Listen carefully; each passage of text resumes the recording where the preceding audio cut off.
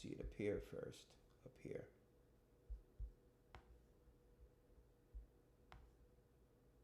Yep, it's working.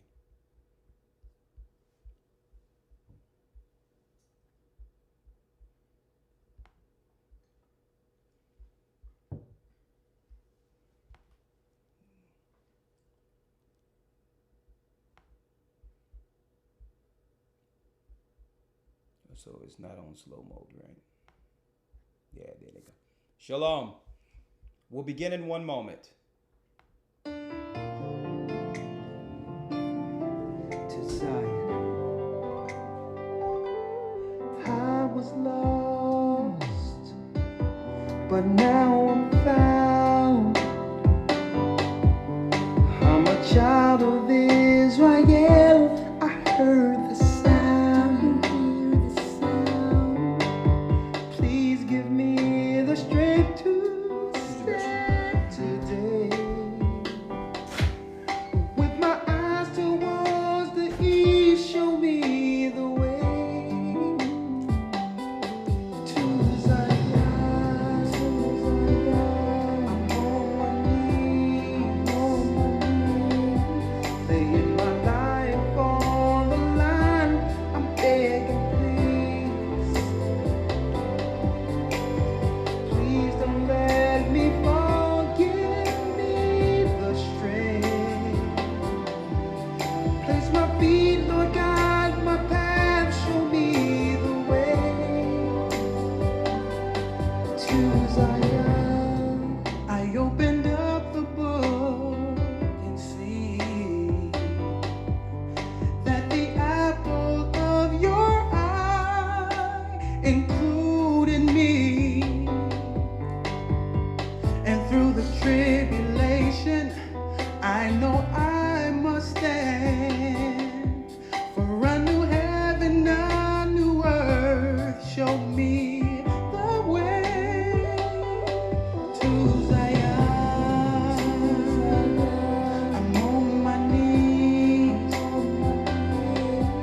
laying my life on the line. I'm begging, please don't let me fall. Give me the strength.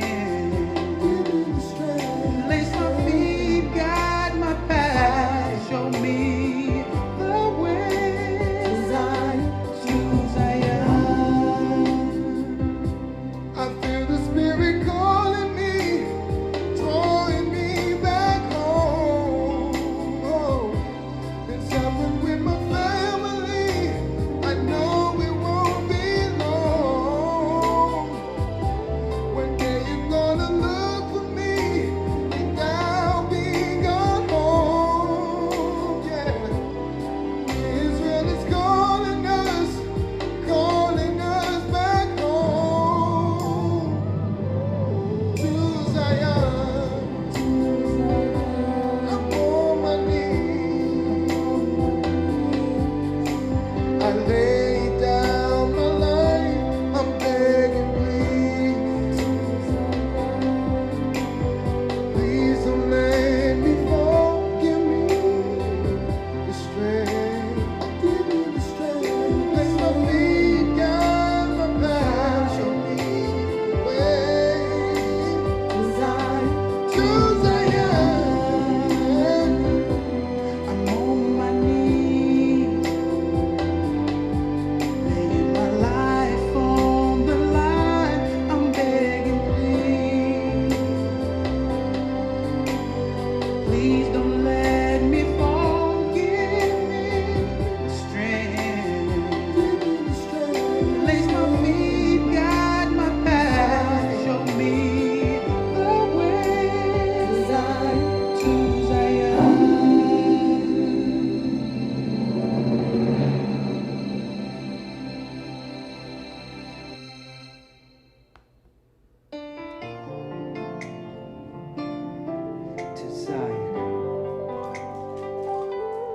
I was lost, but now I'm found. I'm a child of Israel. I heard the sound.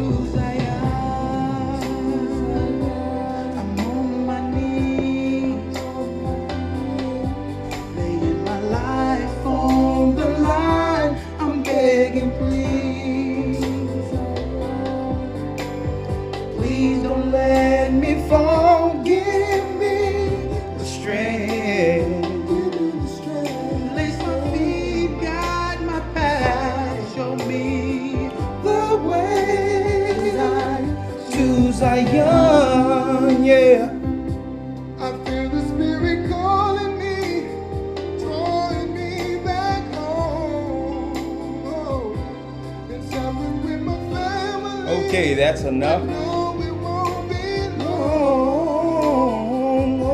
One day you're gonna look for me, and I'll be gone home. Yeah. Shalom, brothers and sisters. Of course, I'm Elder Ricard Shaw, the Gathering of Christ Church, here with Elder Lawyer with another Sabbath lesson. Shabbat Shalom. How are you? Hope you all are doing well. All praises be to the Most High, Ahaya Bahashim Yeshai, where we walk. We're here with another Sabbath, and I would need you all, as you all know, just so that traffic can run through here and brothers and sisters can receive the word today. Please, right now, hit the like button, and that way it will drive the traffic here so that others will know. Others will know that we're actually in a class. It says slow motion is on. Who did that? That's enable slow mode. I didn't do that. Well, it's weird. Done. Okay. Yeah. So hit the like button. That way it'll drive traffic, because I like to get into the meat of the lesson around anywhere between 700 to 1,000. But if not, we'll jump right in. All right, Elder Lawyer, let's start with the Hebrew credo for the Sabbath, please.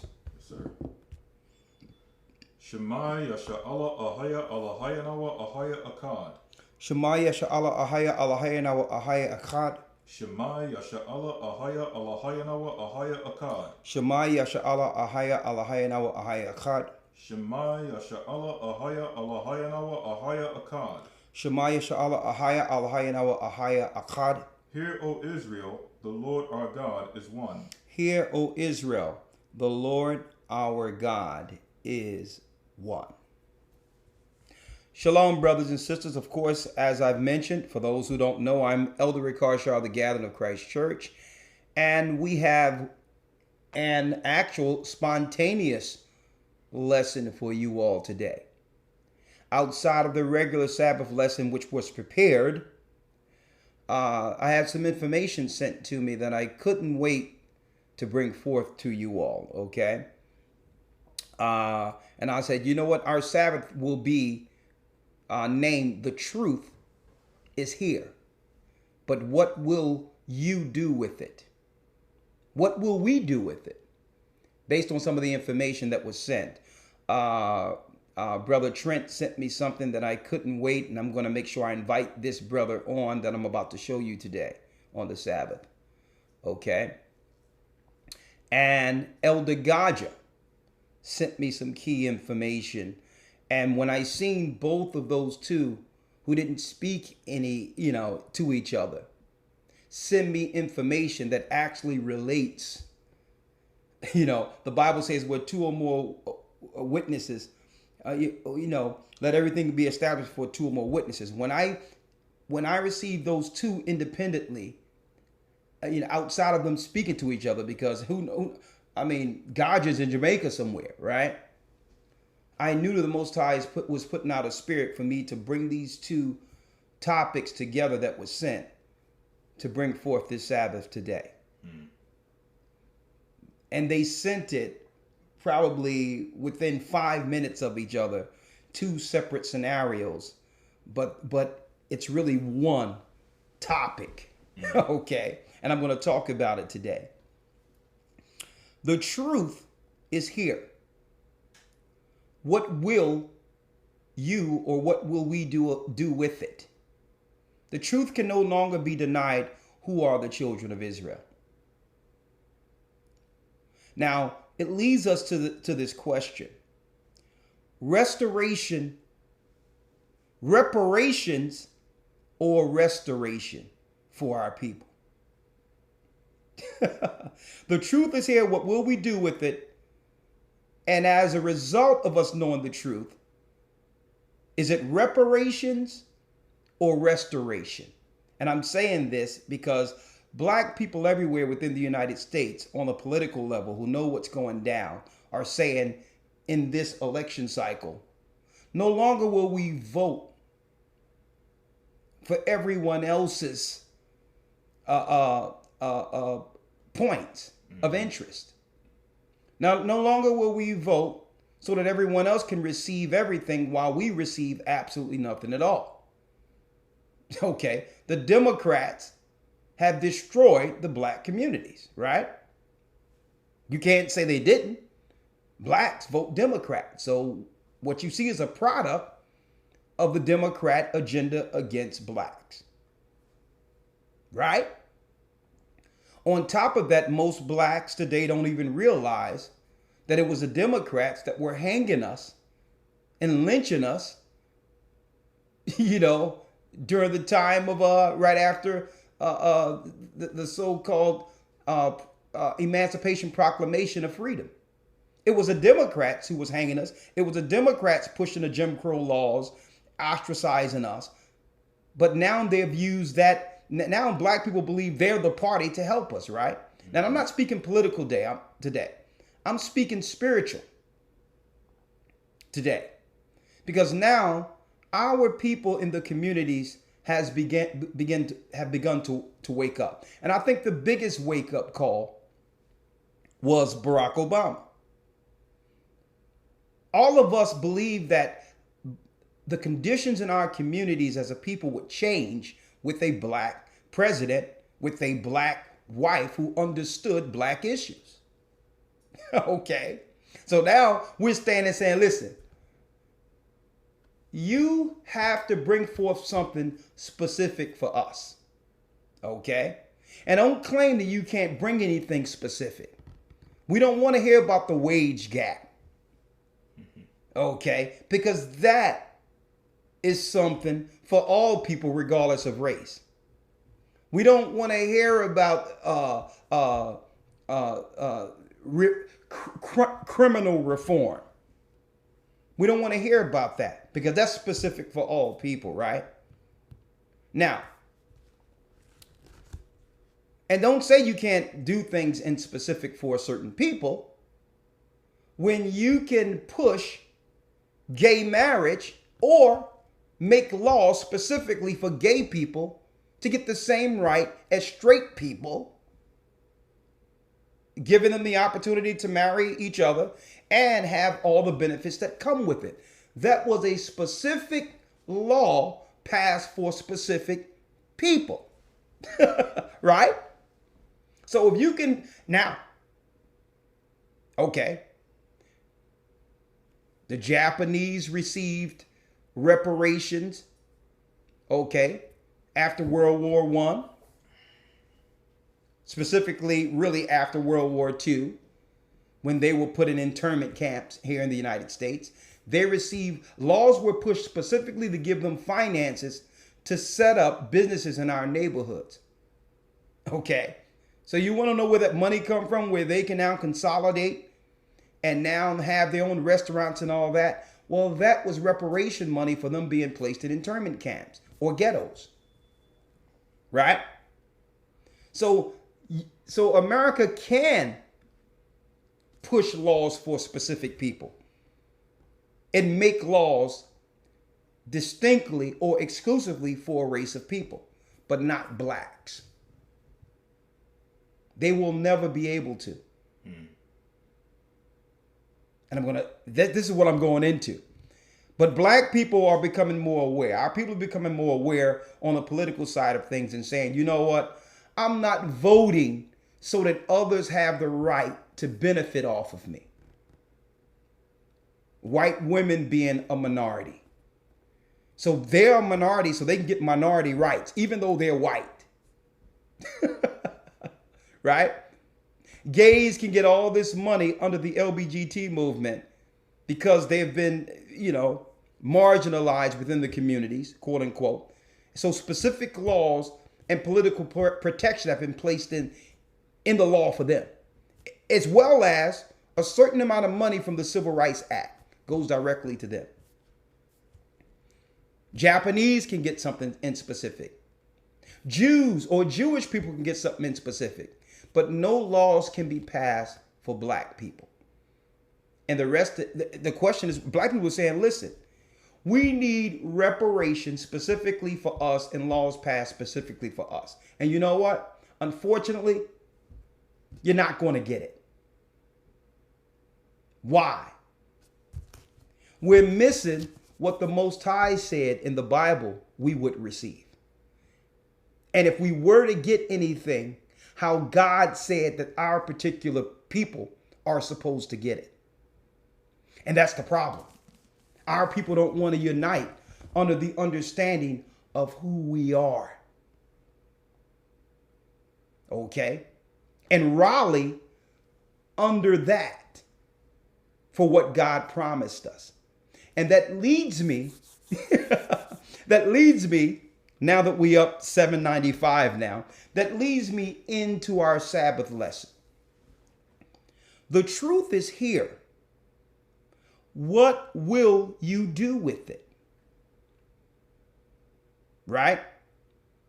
Do we want reparations as a people, or do we want to be restored?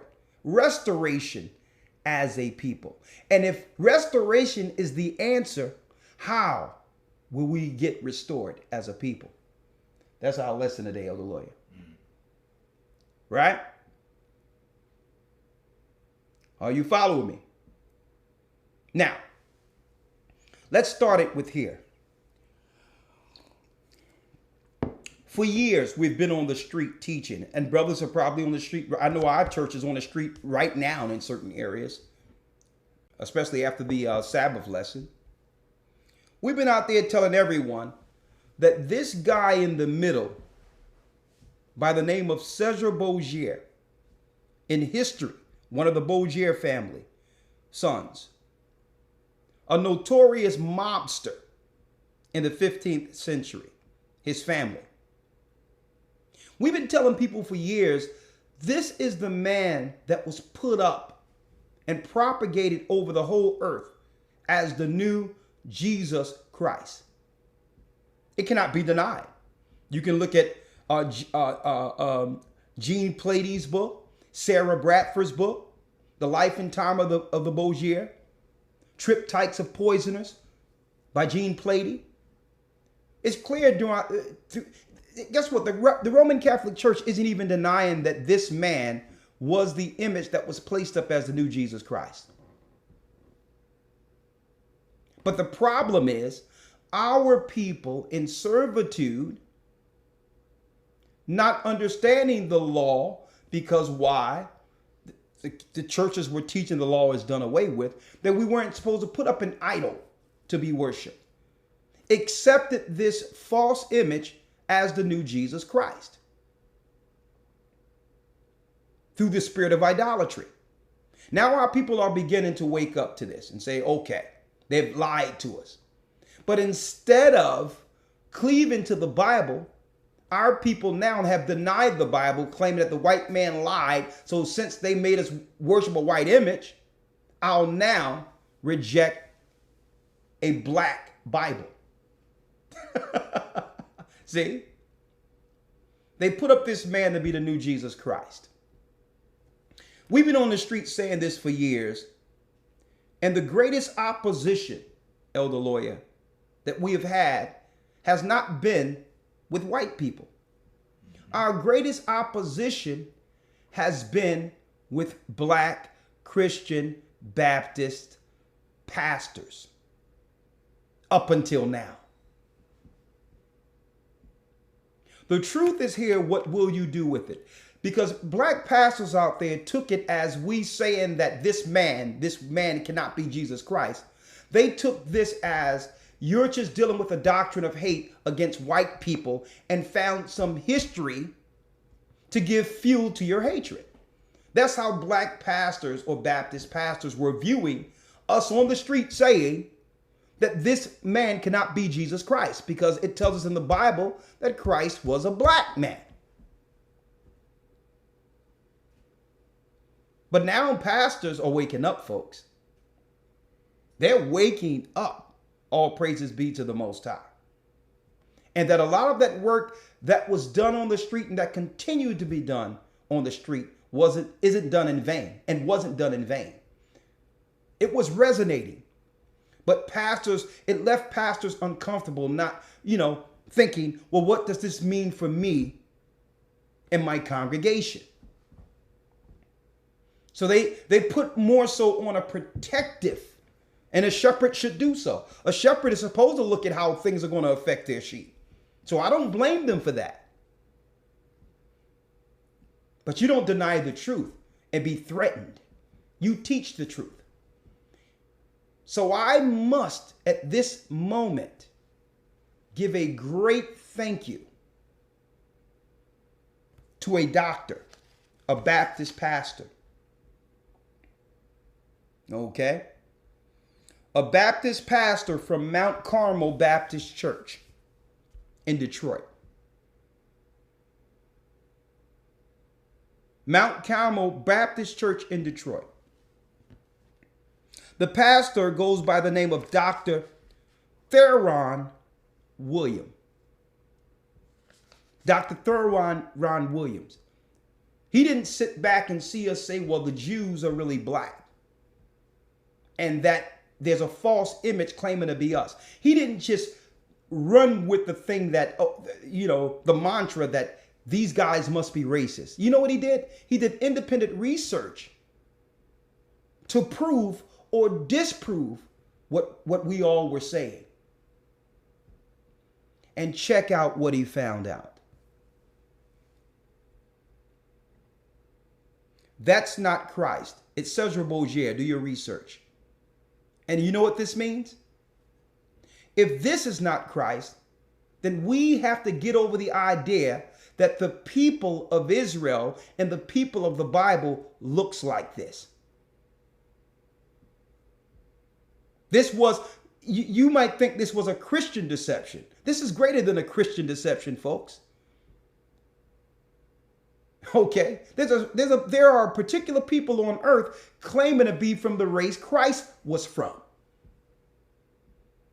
So this is deeper than a Christian deception. They have deceived the world with this image and now call themselves the chosen people. Check this out. Matter of fact, first let me give you a picture of the brother. Where is he here? Dr. Theron Williams, Baptist pastor, mind you. And it's deep because I was telling Lawyer before the broadcast, this brother is almost a splitting image of the pastor that I came up under in Philadelphia, Bishop William T. Little. He was right there off of 9th and Collar Hill, growing up as a child. Bishop Little, I got Williams on the tongue, would come pick up the children out of the neighborhood every week and take us to church. 9th and Collar Hill, downtown. This guy is almost a splitting image of the pastor I grew to love growing up with. So I'm going to make this clear. And I say it over and over again. I have no problem or no issues with Baptist pastors.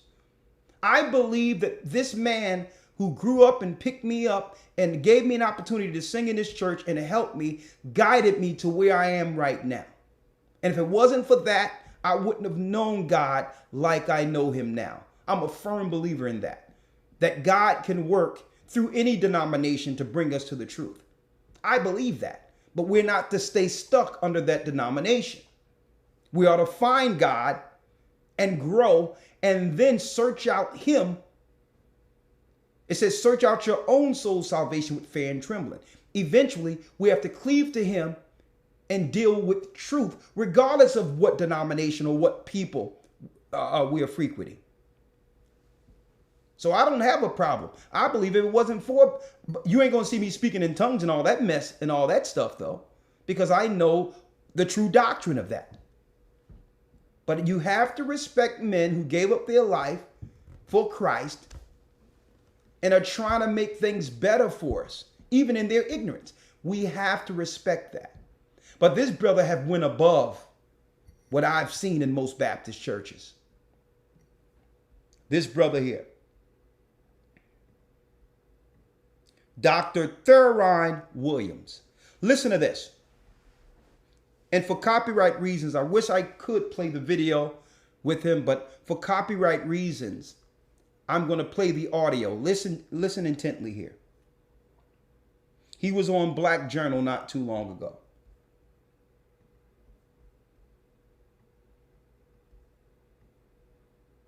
Listen to this, folks.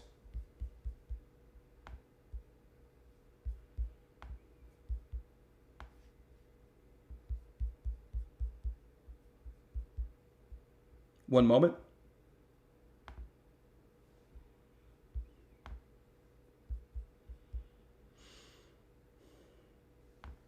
The new book is addressing the age-old question about whether people of African descent were present in biblical history. The Bible is Black History explores DNA evidence and the work of historians and scientists to prove that Black people were part of the Israelite community in the Bible. The book claims the world's first man, identified as Adam, was a Black man from Africa. My next guest is the book's author. Dr. Theron Williams is a pastor in Indianapolis and a Detroit native. Welcome to American Black Journal. Thank you, Steve. Yeah, so this is fascinating research. Yeah. This is something that I've heard people say for a long time, right? Sure. That Black people are part of the original human tribes, including in the Bible. But the idea of trying to prove that through DNA and records, I think, gives it an added dimension. Yeah. The book advances the notion that the people who made up the Israelite communities, both in Old and New Testament, were people of color, namely Black people. We know that the world's first man, that the father of modern humans, was a Black man in East Africa.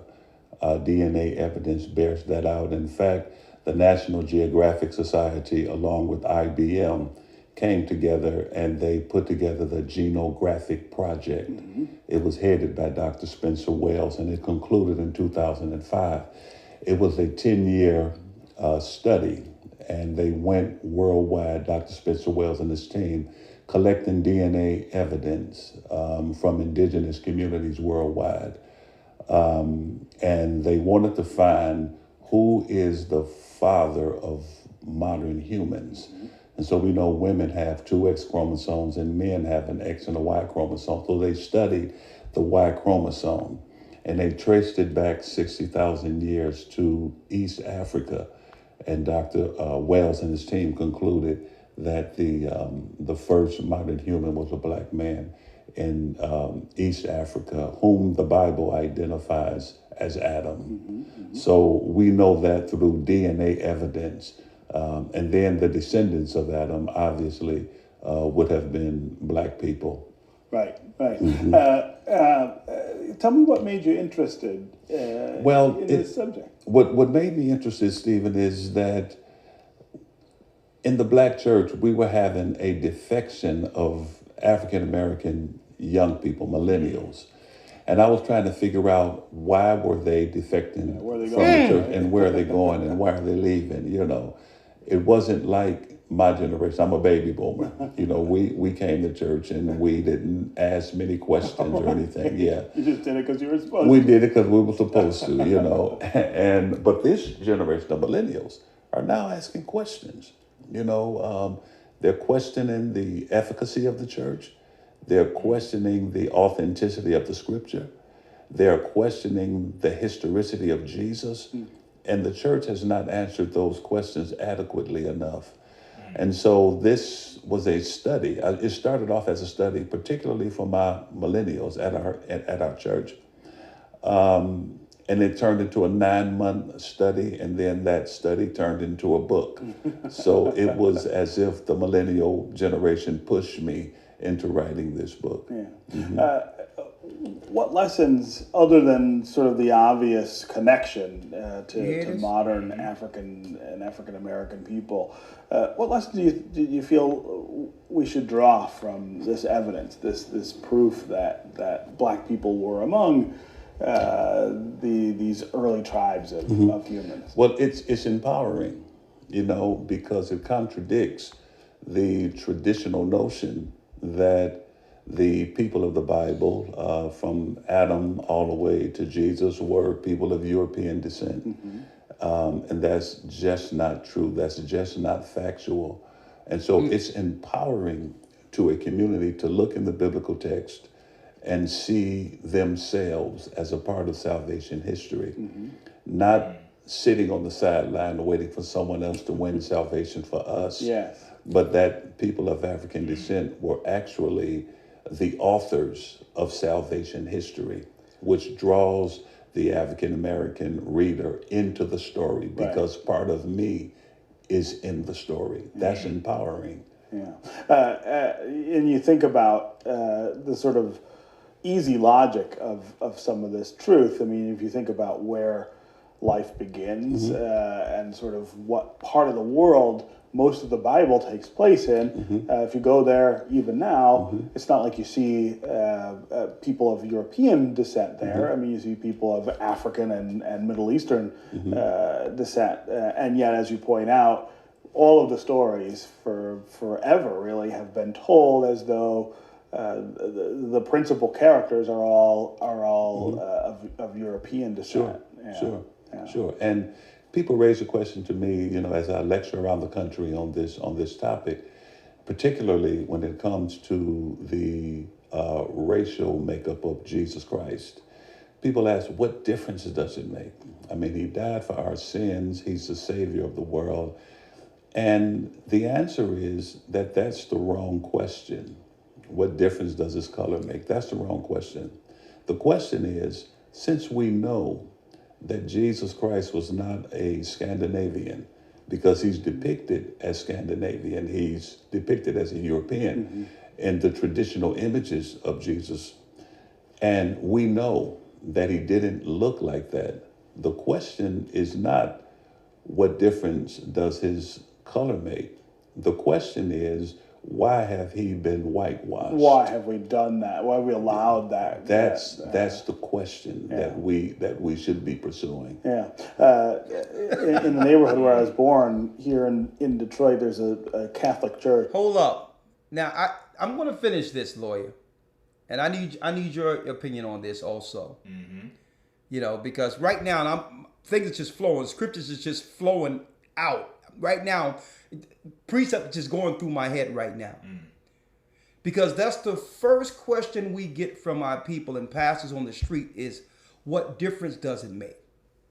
But his answer is the exact thing we teach. We've been teaching for decades. That they have whitewashed his image. And if they would lie on the color of Christ, what other lies have they told? How far does this rabbit hole go? Should we just dismiss it and say it doesn't matter? If it didn't matter, they would not have done it. But go on. Church called St. Cecilia, which in the 1960s, like many Catholic churches in the city, was starting to change in its population as the city was changing and it was becoming more African American. And the priest there told an African American artist who was a member of the congregation, to paint a mural behind the altar. And he said, I want you to try to reflect what you think, why you feel connected to this religion and to this church. And this artist painted a 35 foot image of Jesus as a black man. And the controversy that ensued is legend, not just in the neighborhood, but all over the country. I mean, the Washington Post came and wrote a story about it. But that reaction when someone suggested in the late 1960s, hey, this is who I see when I think about Christ. I see an African American. It elicited this very visceral response, right? People are very protective of these other images. And I think that speaks, again, to the importance of making sure the truth is understood. I think it's one thing to say everyone should be able to see themselves in the church and in Christ, but then there's also the necessity to have fact. So you have another guy just walking a line, and that's needed. He's walking a line in protection of the rest of his life. in anything he've acquired in this earth. But it's good they're doing this dialogue because this guy is saying the same thing, but in a way that others can accept it. Right. It's his job to be objective. Exactly. Rule our discussion of those Sure. things. Jesus was a human being, a historical figure, and he bore the indigenous physical characteristics of his community. Of the other people from that area, Yeah, right? he is a historical reality. And so to negate his color, to negate his racial composition, is to negate part of who he is, because his race, the way he looked, is a part of his ontological being. It's a part of him. So you can't separate Christ from his ethnicity, from his color, and say you are accepting Christ as your Lord and Savior. You either accept all of him or you don't accept him at all. And we don't have the luxury to say that I am going to conform Christ into a color that's comfortable for me. Right. You can't do that. You know. All right. Well, congratulations on the work, and thanks very much for being All righty. here. Thank you, man. Good to have Appreciate you home it. in Detroit. All right? righty. All right. God bless you. Praise the Most High. And it's so, Elder Lawyer, before I go on, is there anything you wanted to say on that? Well, first and foremost, I think it's profound that, just on the aspect of color. And as you mentioned, this is something that usually when this topic of discussion is placed on the table, it's usually put in the realm of, it doesn't matter. Why should it matter if Christ brought salvation for the whole earth? The issue with that is the fact that the popular or the official image that has been presented of a European Christ, a so-called white Christ, has had a profound effect on our people, the descendants of slaves.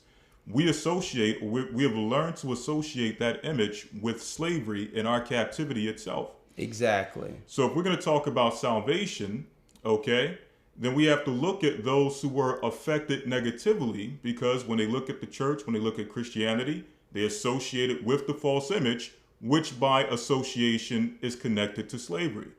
So if we're going to talk about salvation, we have to talk about those who this image became a stumbling block to cause them to no longer even desire the biblical aspect or the biblical concept of salvation, because now they associate the Bible with the false image, which is associated with their slavery. And that's deep in itself. And one thing that popped out at me, and I got to go into here, is the fact that he had to conform to save his church. Who did that? Right. The Most High prophesied that he would begin to destroy the idols in these temples. So eventually, if you destroy the idols, that means the one omnipotent one that most admire. If you begin to destroy that at its core, the people will flee. Because the people are simple. They're not theologians. So there was a strong belief in this white image. And he says these millennials are not like us growing up who went to church and asked no questions. These millennials are on YouTube looking at Israelites, folks. So pastors are dealing with this wrong. This brother is dealing with it correctly. Pastors are lashing out and trying to attack Israelites instead of understanding the truth Israelites are bringing forth, which is doing what? Dwindling their numbers. And I'm going to tell you, I know their numbers are dwindling. Okay? Every place or every city we're setting up a church, brothers and sisters, there's no room in it. But pastors now, in order for them to keep their overhead, they must rent out their church to 3 different congregations, 3 different pastors in one building must take shifts on Sundays now, because the mega churches have destroyed the local churches.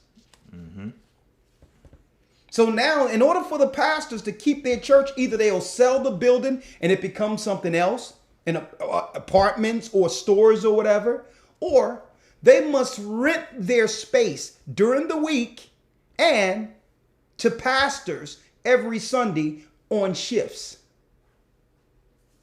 Okay, the Most High is doing something. You know who's changing this? Christ is, folks. It was prophesied. I need you to read this real quick. You know what? And you know what? It's commendable that this brother wasn't stiff-necked and isn't stiff-necked and listened. He listened to his people. He had his ear to the ground. It was deeper than money to him. He cared about the people he was losing and saying no more. It must be something true in this. It must be something true that's leading them someplace else. Mm-hmm. Could it be Christ changing the church? Is it Christ changing my church?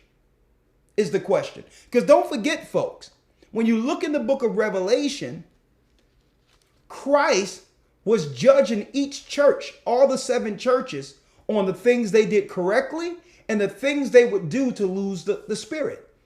He would immediately say, listen, I have a problem with you for doing this in the church of Ephesus or the church of Pergamos, that you allow the spirit of Jezebel to run rampant. He was correcting all churches. If he corrected the 7 churches that was established under him with the disciples, what do you think he's doing with the rest of the churches? But this pastor has enough love and respect for Christ to listen and to conform back to what the original churches were meant to be. And that's why I champion this brother. I respect and support this brother. I don't take that as a threat to my congregation and who's following the Gathering Christ Church. No, we're together. We may not believe the same thing, but when something like this happens, this is a win for God's people, folks. Okay.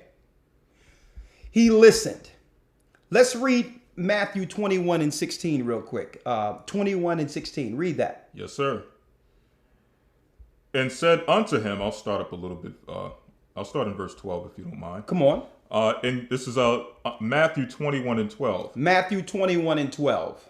And Yeshua went into the temple of God and cast out all them that sold and bought in the temple, and overthrew the tables of the money changers and the seats of them that sold doves. He overthrew the tables of the money changers.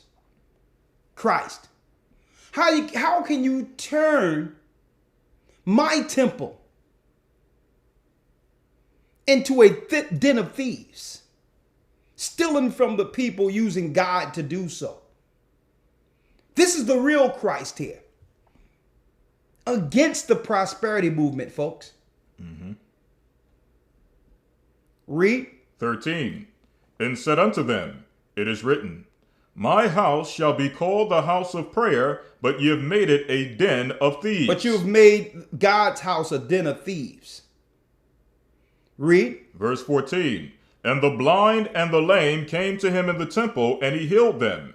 And when the chief priests and scribes saw the wonderful things that he did. And that's what the churches was for. To pray and to heal our people. It wasn't for so that this one guy can aggrandize themselves financially off of the poor, where the poor becomes prosperity for the pastor. See? Read.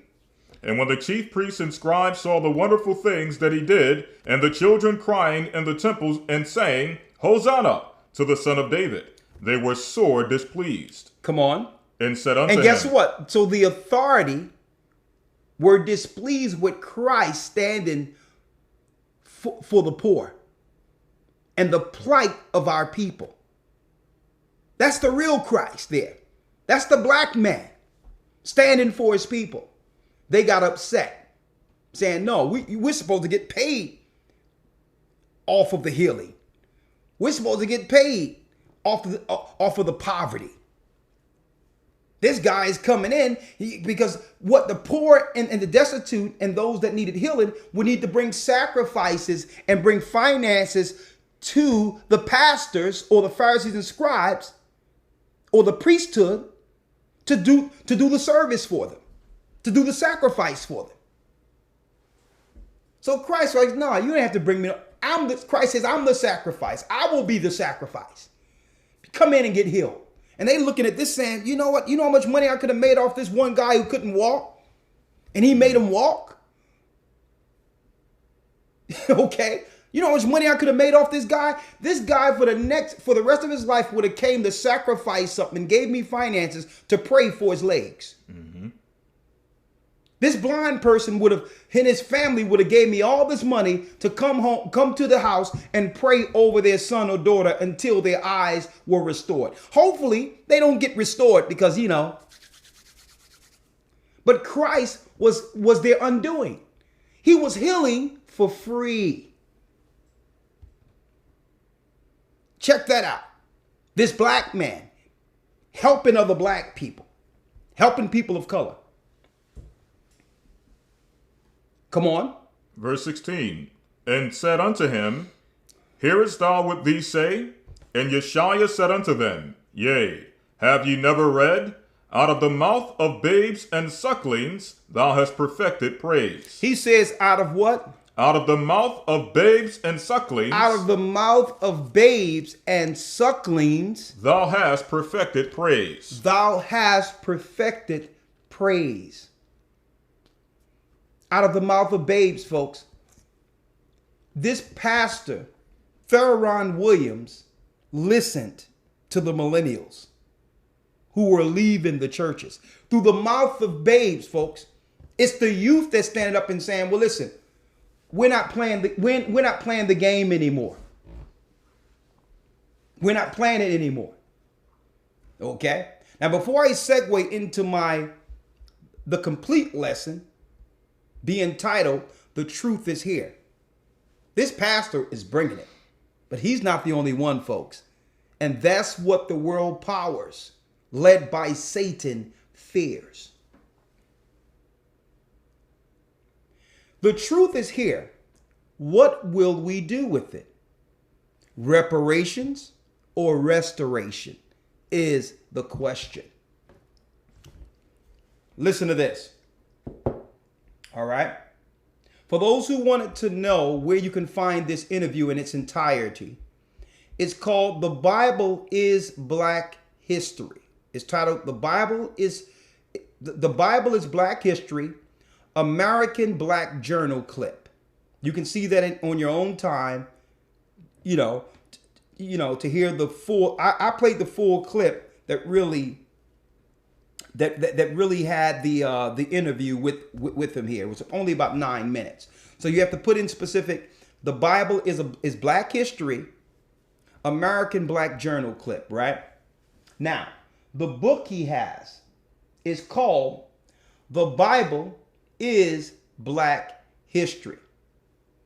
I'm going to support this brother. I don't care if he's Baptist. Okay? I'm going to buy his book. I'm going to buy his book. I'm going to read it because I know it's supporting a great cause. It's supporting our cause, brothers and sisters. And I'm going to have our producers reach out to the brother and see if we can have a sofa talk or an interview on Blog Talk with the brother. Okay? And sit down with him and see how this is going or what has been his opposition since finding these things out. Right? Now, one thing that jumped out before we go into it, right? Mm-hmm. Where the brother said, you have something there? Just one precept on what we just read. Okay, go ahead and read it. Yep, Matthew 11:25. At that time, Yeshua answered and said, I thank thee, O Lord, O Father, Lord of heaven and earth, because thou hast hid these things from the wise and prudent. It says you have hid these things from the wise and prudent. And hast revealed them unto babes. And have revealed them unto babes. The Most High have hid these from the guys who think that their spirituality is attached to their BAs or masters or their degrees. Like these so-called Jesuits, like the James Whites and the Jesuits and all these different guys who think it's their education which makes them spiritual. No. The Most High says he have hid these things from them because why? These people have gotten recognition from the wisdom of this world. Satan is their Lord. Satan is their master. But the Most High have revealed it through us. Through those who haven't went into high education and have got all these titles and certificates behind us. What school did Christ go to? It's the mouth of babes. You know what? I thank the Most High that the youth are speaking, not only with their dollars, holding it back from these Christian pagan churches, okay, but they have turned their back on a lot of these churches altogether. You have to bring truth now, because now, you know, we have something greater than any encyclopedia at our fingertips. We can confirm anything someone's saying today. If you're lying, you got someone in your congregation sitting there on the phone in the back of the pews looking up everything you're saying. Mm-hmm. Right now. Right? One thing stood out to me. He says, usually, back on that, he said that the question is, does it matter? He says, well, that's the wrong question. That's the wrong question whether or not it matters. The question is, how is it that we allowed Europeans to change the color of Christ? That should be the question. Not because why? That opens up a whole new can of worms I'm about to go into.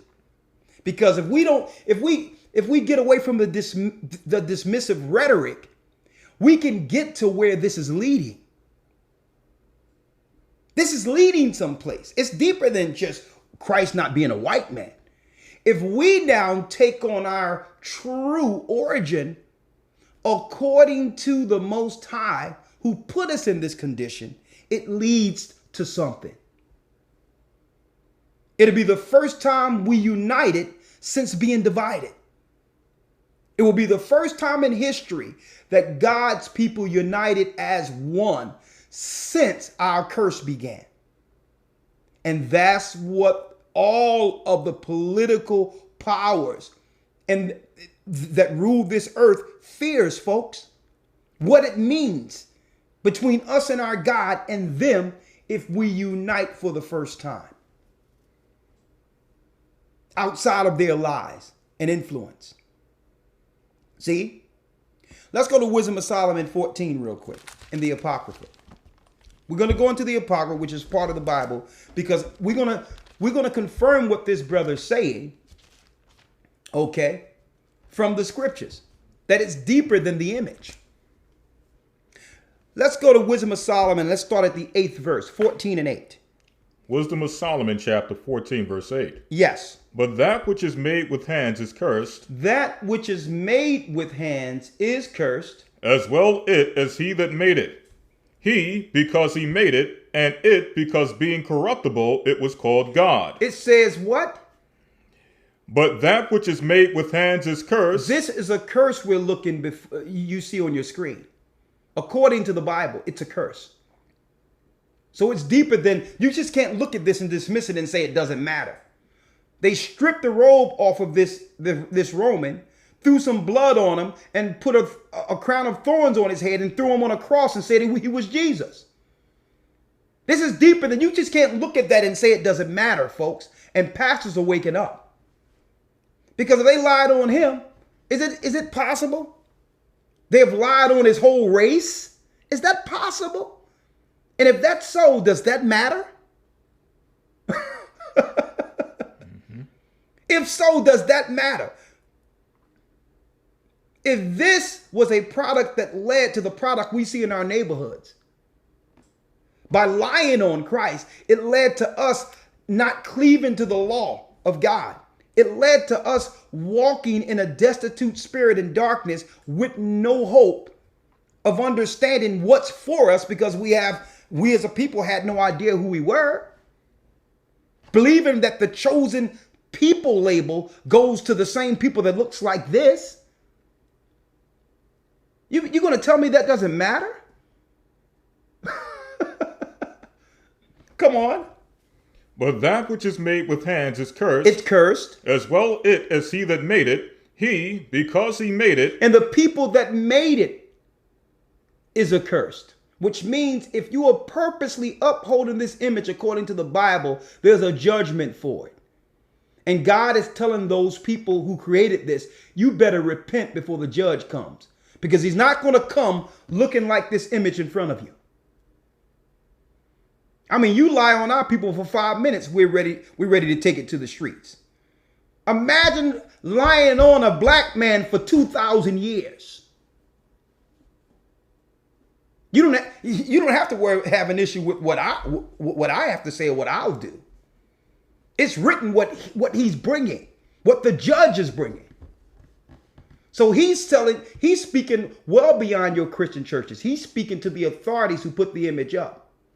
That you're cursed, that Christ will judge you for this evil and wickedness that have continually separated God's people from him. This image has done so.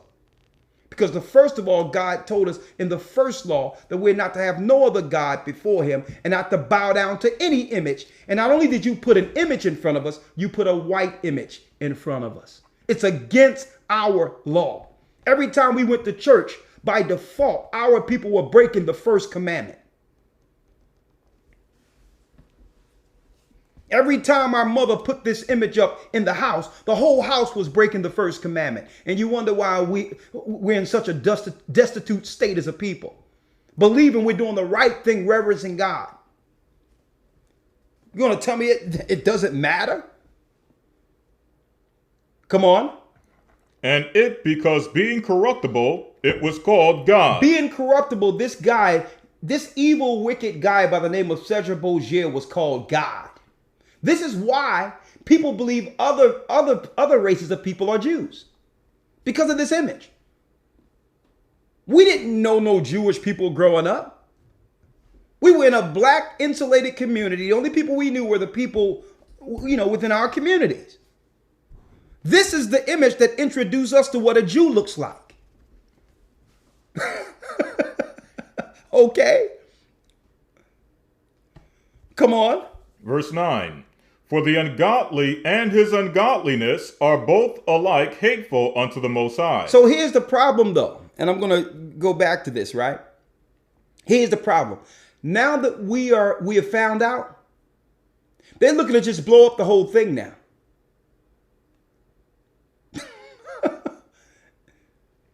If you think that's something that our people are coming to the knowledge of the truth. We got pastors now coming forth and saying we are the true Jews, and they're asking the right questions and bringing forth the correct understanding based off of this, what the Most High revealed to them. So the powers that be can see, okay, slaves, okay, this slave thing is up. The gig is up. They know now. Let's try to open up the borders and bring in immigrants to try to replace some of the jobs they were doing. And it's still not working because the immigrants you're bringing in, we're telling them that they're from the 12 tribes also. We have churches in Puerto Rico. We have brothers in Brazil. So they thought they would open up the borders and say, we'll just replace them with Mexicans. Well, Mexicans are from the tribe of Issachar. They're waking up now. So now they're about to start war and pull the plug altogether because this system cannot work without slaves. And that's going back to my original point. They will never give black people reparations. Okay. The ghettos are the slave quarters for a capitalistic society. Someone must be the bottom floor in order for this place to thrive. You take the slaves out of it, the whole thing crumbles. So they realize, okay, if the black people wake up and it's their spirit that have been holding us up because their God, they've been praying to our God upholding our system. Without them, there is no system. You cannot build any house without a foundation. And the foundation of America is slavery. You pull the foundation out, the whole thing crumbles. I don't care how lofty the top looks. You cannot have a top without a bottom. Okay? You got to have people to build on. You pull that mechanism out, or you pull that element out, the whole thing collapses, and they know it. So now black pastors are saying, well, you know what? And you know what? We thank Donald Trump for saying one thing, a great quote. One of probably his greatest quotes out there was, hey, blacks, what do you have to lose? When he made that quote, blacks was like, well, yeah, what do we have to lose? We've tried everything. We become Democrats. We did everything everyone told us to do. We go to church and we're still destitute, destroyed, and have nothing. So these pastors looking at it and saying, what do we have to lose knowing that Christ was a black man? What do we have to lose knowing that we're the children of Israel? We tried it their way. We tried it the white Christian way, and it didn't work. It doesn't work. What do we have to lose? What do we have to lose? We tried this guy in front of us. Or are we afraid of the responsibility that comes with this title, Israelites? Are we afraid of that responsibility? Go on, other lawyer. Verse 9. For the ungodly and his ungodliness are both alike hateful unto the Most High. So the Bible tells us that this image is hateful to God. Now, it's a regular picture. There's nothing, on the surface wrong with this particular picture. It's just a picture. But what it's used for is evil. Read. Verse 10. For that which is made shall be punished together with him that made it. Therefore, even upon the idols of the Gentiles shall there be a visitation. Shall there be a visitation. So the Most High would begin to expose this idol in the end days. And that's what happened to this pastor. There was a visitation on this idol. Okay? We began to put this idol on trial and compare this image with the Christ we've read about in the Bible and saying, well, hold up. One of these things doesn't belong here. The Bible is black. Revelations, the first chapter, tells us that Christ had hair like wool and his feet was like bronze. In the book of Daniel, it tells you God is sitting on, Daniel 7, that God is sitting on a throne with a woolly fro, all white. All through the Bible, it tells us that Christ and his people were black. So that means the original teachers of salvation were all black people, because that was before there was any such man as Paul teaching Gentiles. So Christianity began with black people, black leaders. We were the founders and the foundation of the gospel. You mean to tell me that doesn't matter? Right there, when we begin to cleave to this, your Billy Grahams, your Joel Osteens, your Kenneth Copelands, your gatekeepers, they're all destroyed now. They're all moved out of the way. Like, I'm not listening to you. Who are you? You Gentiles learn from us. Find your place. Okay? That's what they fear. So it's deeper than just an image. We're going to start looking at their authority, their theologian schools, and all of that, and say, you know what? It's all a bunch of crap. All of it. You cannot guide us anywhere spiritually going forward. Okay? Your doctrine is the enemy. You are a pagan. Your God is an enemy of God. Therefore, I release myself of you. Okay? I dismiss myself of you. That's what they fear. So it's deeper than just his image. But go on. Verse number 11. Therefore, upon the idols of the Gentiles shall there be a visitation, because in the creature of God they are become an abomination. In the creature of God, they've become an abomination. Read. And stumbling blocks to the souls of men, and a snare to the feet of the unwise. So this image became a stumbling block to our people. And that's what this pastor was saying. He says many of these millennials don't believe in God altogether, and it's just a walking away from the church. Because why? In the church, they have a white image as the Son of God, the Savior for all people. But yet it doesn't make sense for our youth to see white people, operating in this earth contrary to Jesus. Would Jesus would have enslaved black people? Would he have done that? So they're looking at it and it's confusing to them. They're saying you're worshiping mom and dad, you're worshiping a white image. And then in the same house, you're complaining about what white people have always done throughout history against us. That's backward. I'd rather not even deal with none of the stuff y'all talking about. So because it become a stumbling block. So a lot of our people have walked away from God in the Bible altogether because of this image. It's a stumbling block.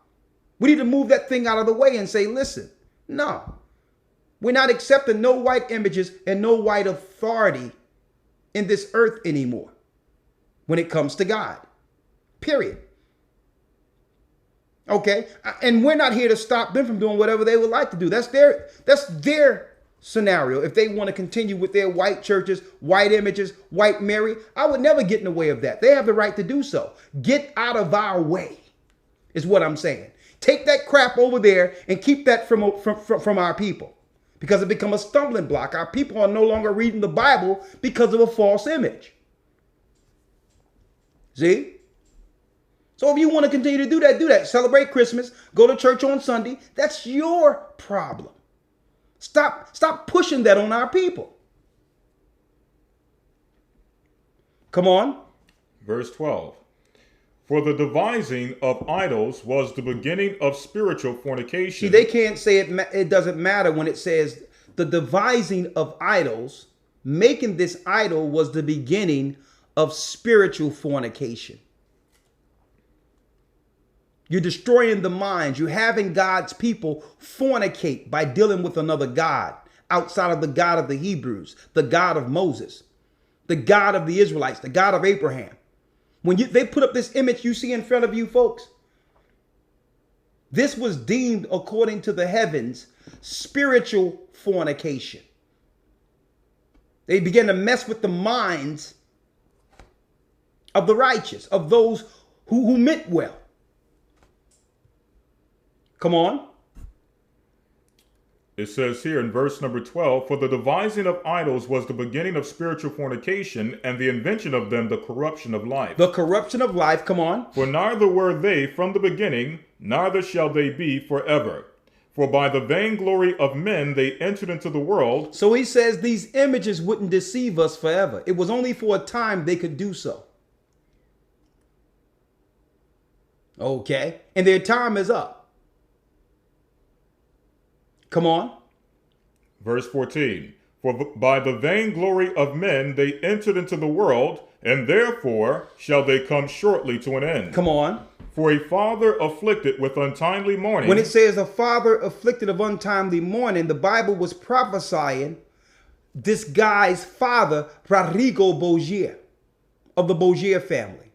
The Gocc family is the actual characters that Oliver Stone, who was the guy that made The Godfather? Excuse me, not Godfather. Is it Scorsese? Yeah.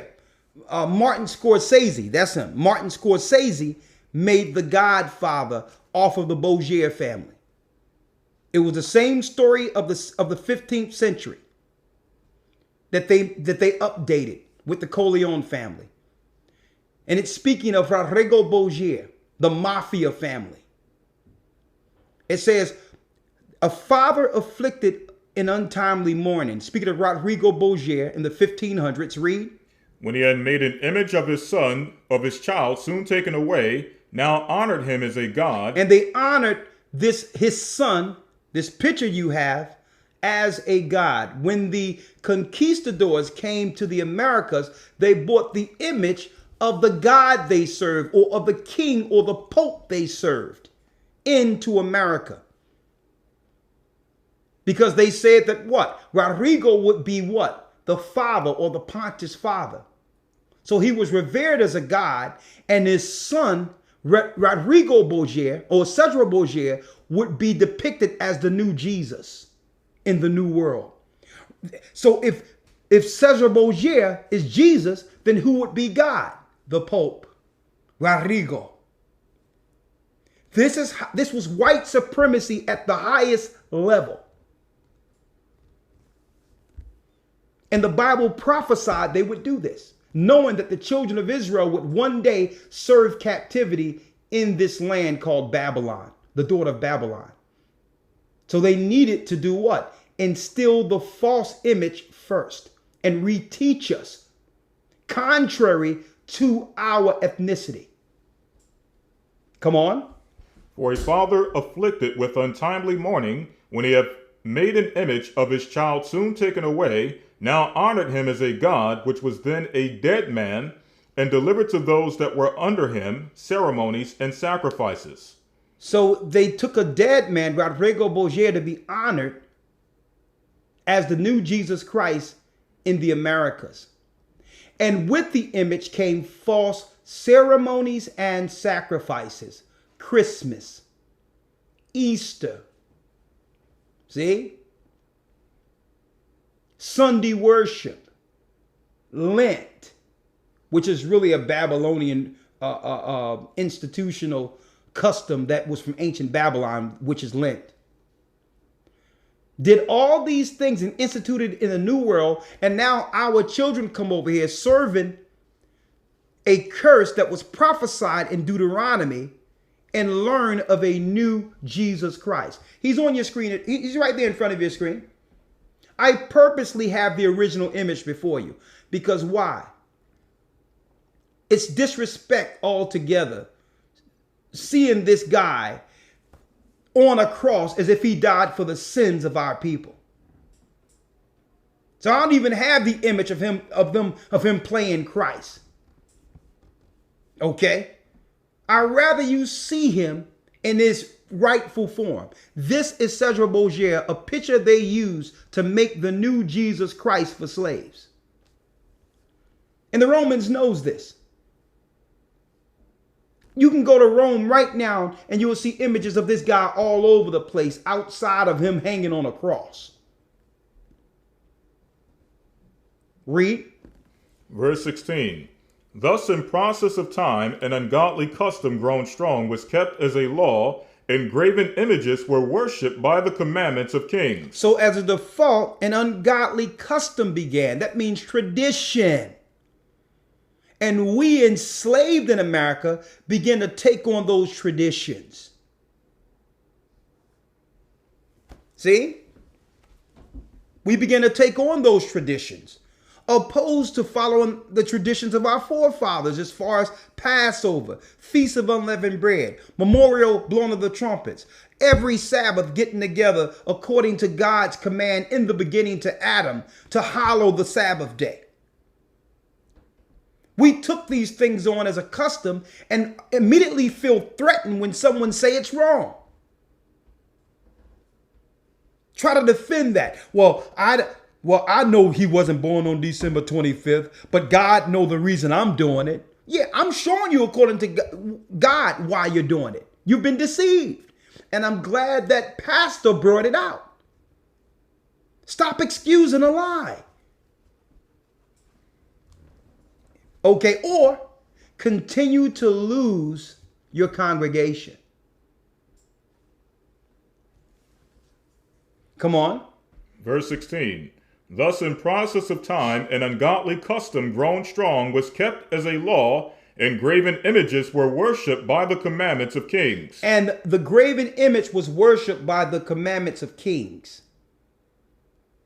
In order for our people to get any rest during slavery, if we wanted rest, we had to go to church and learn these lies they're still teaching in the Christian church on Sunday.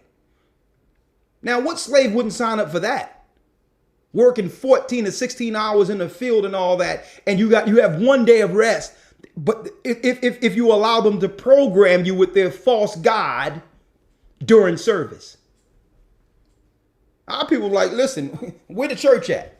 I don't care. I'll sing, I'll dance, I'll shuck, I'll jive. No more cotton. No more picking peas. Okay? No more fetching water. See? This is how they acclimated us into doing this, to the degree in which it became a tradition or a custom, to the point where they no longer had to use the whip to keep us in that mindset. It became a tradition. We look forward for Christmas. Now, we look forward to that. Because why? It's been deeply ingrained in our psyche.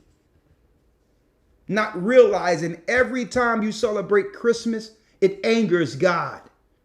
Every Sunday service angers God when our people attend it. Every Easter service angers God when we attend it. Read. Verse 17, whom men could not honor in presence because they dwelt far off. Come on. They took the counterfeit of his visage. They took the what? They took the counterfeit of his visage. It says they took the counterfeit of his visage. Counterfeit is fake. Visage is face. It says the conquerors took a fake face, read, From far, from Rome, from Italy, from Europe, read, and made an express image of a king whom they honored. and made an express image of the king they honored. Come on. To the end that by this their forwardness they might flatter him that was absent as if he were present. Now, real quick, folks, I want to show y'all this real quick. Real quick. 1 second. Let me get this.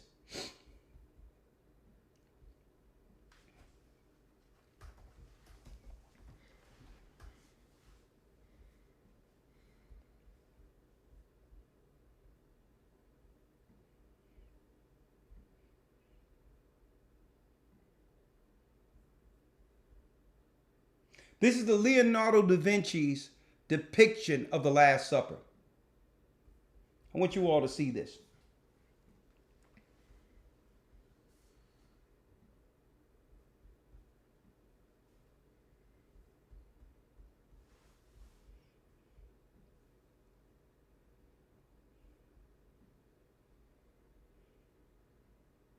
Right? You all see that? Okay. Read that again, Elder Lawyer. Verse 17.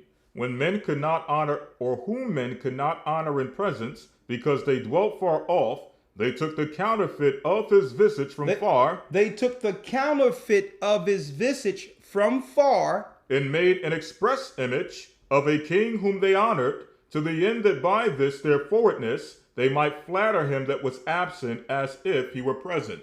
So it told us that they would hire artificers or artists to make a false image to honor the king, which is Rodrigo Gocc and his son in the New World. This was prophesied, folks, thousands of years before it happened, that the so-called European or white man would do this. The authority, the Vatican, would do this. Now, the image you have in front of you, I need you to check this out, folks.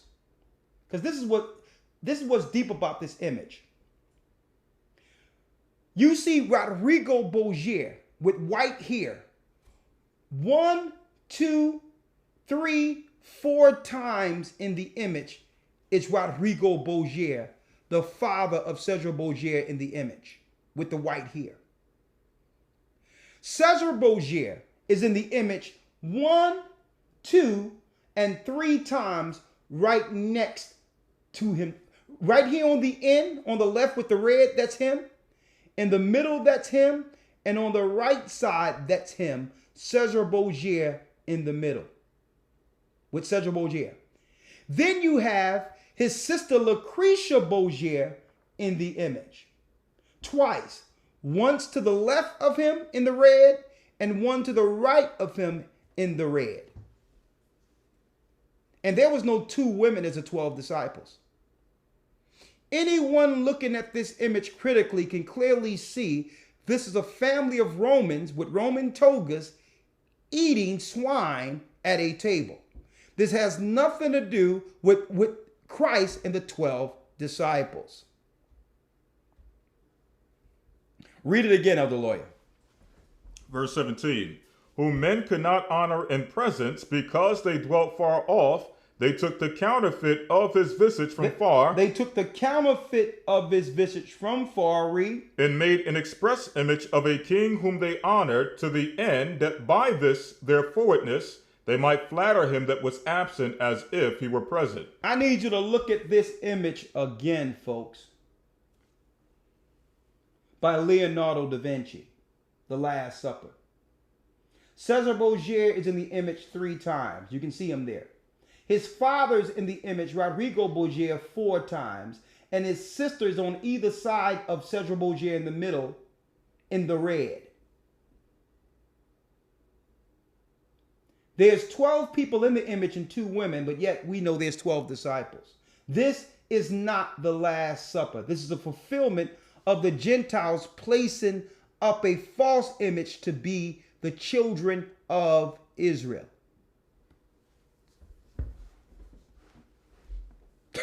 See that? Come on, Elder Lawyer. Verse 18, also the singular diligence of the artificer did help to set forward the ignorant to more superstition. So because of this, it led to more superstition or evil being taught within the churches. Not the Church of Christ, but these churches became the churches of Satan. Believe it or not. Come on. Verse 19, for he peradventure, willing to please one in authority, forced all his skill to make the resemblance of the best fashion. And so the multitude, allured by the grace of the work, took him now for a god, which a little before was but honored as a man. They took this image, this false image, as a god who was little before that only honored as a man. He wasn't respected as Jesus Christ in Europe during the 15th century. This became a superstition that spread throughout the earth to the degree in which people down the line, hundreds of years later, began to accept this superstition or evil political stronghold, or what you would call power move. They were going to use this image to replace the black Israelites on earth. It was their power move. Because if the Son of God is white, then his people must be white. This was their power move. To switch out us with them. They're very patient. Very, very patient these people are, folks. This was their power move to switch us out with them. To the degree where we wake up today here in so-called 2019 and call other people Jews. This was their power move. You think this was a Christian thing? No. This was a European authority thing. It doesn't matter your religion. All of these people would benefit from this deception. regardless of their religious persuasion. Okay? They would benefit from this because they know in the Bible there's prophecies concerning the restoration of a particular people. And that at the end, these people would benefit. So they knew that there was a benefit of restoration if they could first take the title of those who would one day get restored by God. And whoever's under this title would have a God-given right to rule the world according to prophecy. So what man could say in opposition to them if they have God on their side and prophecy on their side as the people written of in the Bible? So in order for them to stake claim to everything they're staking claim to today, they would first have to have what? A biblical and a historical and a prophetic right to it. And that's why our people gets nothing. We gets nothing, but because why? We think we're black. Well, in the Bible or any other religious handbook on earth, there's nothing that goes to black people. There's nothing that goes to black people. Where's the restoration of black people in any historical or religious book that would give them something according to their God? There's no nation of black people here. So you saying, well, I need this and y'all, I need this, I need reparation, I need this, that, and the other. And according to who? According to what? Where's the prophecy anywhere that says that we should give you this? Reparations. Okay, where is it? You don't know who you are, so you can't stake claim to an inheritance you're not claiming. See? You can't stake claim to an inheritance. They're going to ask you, why should I give you anything when there's no record that we owe you anything? Where's the record? Well, we was enslaved. They'd be like, well, the other people were enslaved too. I can show you where other races were enslaved. Don't they come with that answer every time? Why? Because we're not saying, well, it's our God-given right to have this according to God, according to the Bible. We're not rallying under the right talking points. See, the Israelis and the Jewish people can do so because they can say, well, listen, it tells us in the Bible that there's certain land allotted to our forefathers. That's property, folks. So they're over there fighting for property that belongs to the lost sheep of the house of Israel. While we're sitting there saying, I want reparations. Give me reparations. They're looking to implode this thing. This whole thing is about to implode, folks. There's nothing over here. This place will be sacrificed so that they can get what was promised.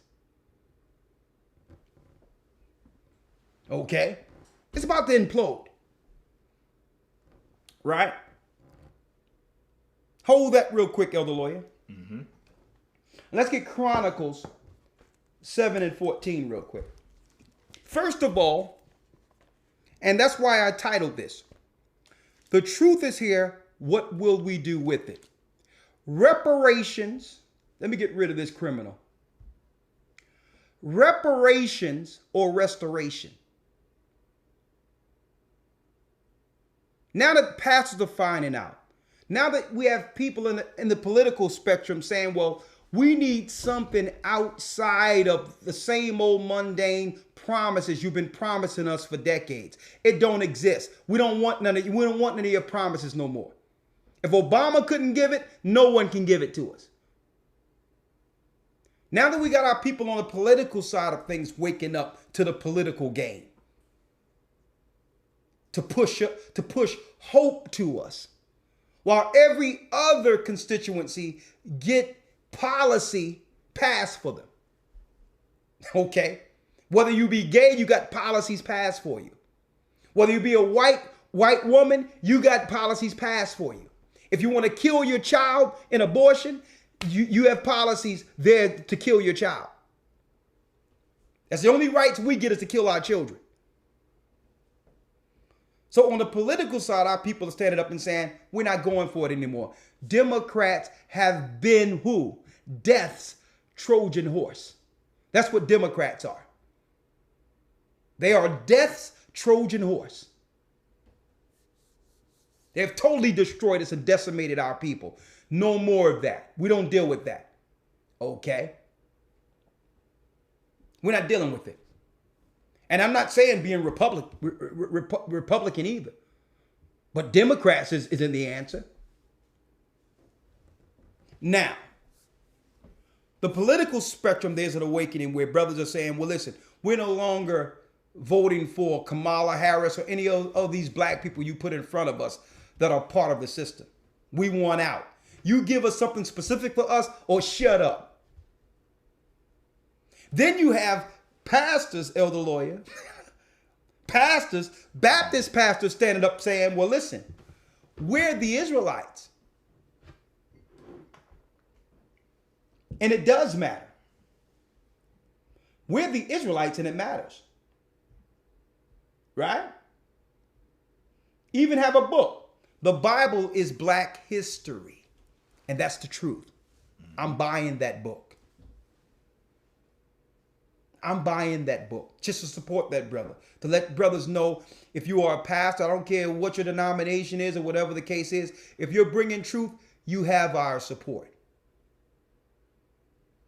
We need to rally behind brothers like this, who's willing to put everything on the line and speak truth to injustice. So what must we do? Well, first of all, we have to understand the power of staking claim to our nationality as Israelites. Okay? I'm not an Israelite to go out and shout and curse at white people and to say that the white man is the devil. That's low-level Israelite. Mm-hmm. That's low-level Israelite. What I heard with that brother today, Dr. Theron Williams, that's an Israelite. He's an Israelite. Well-spoken, articulate, not holding personal gripes, but is willing to bring forth truth. That's an Israelite, folks. And that's the Israelites, the powers that be fears. Mm-hmm.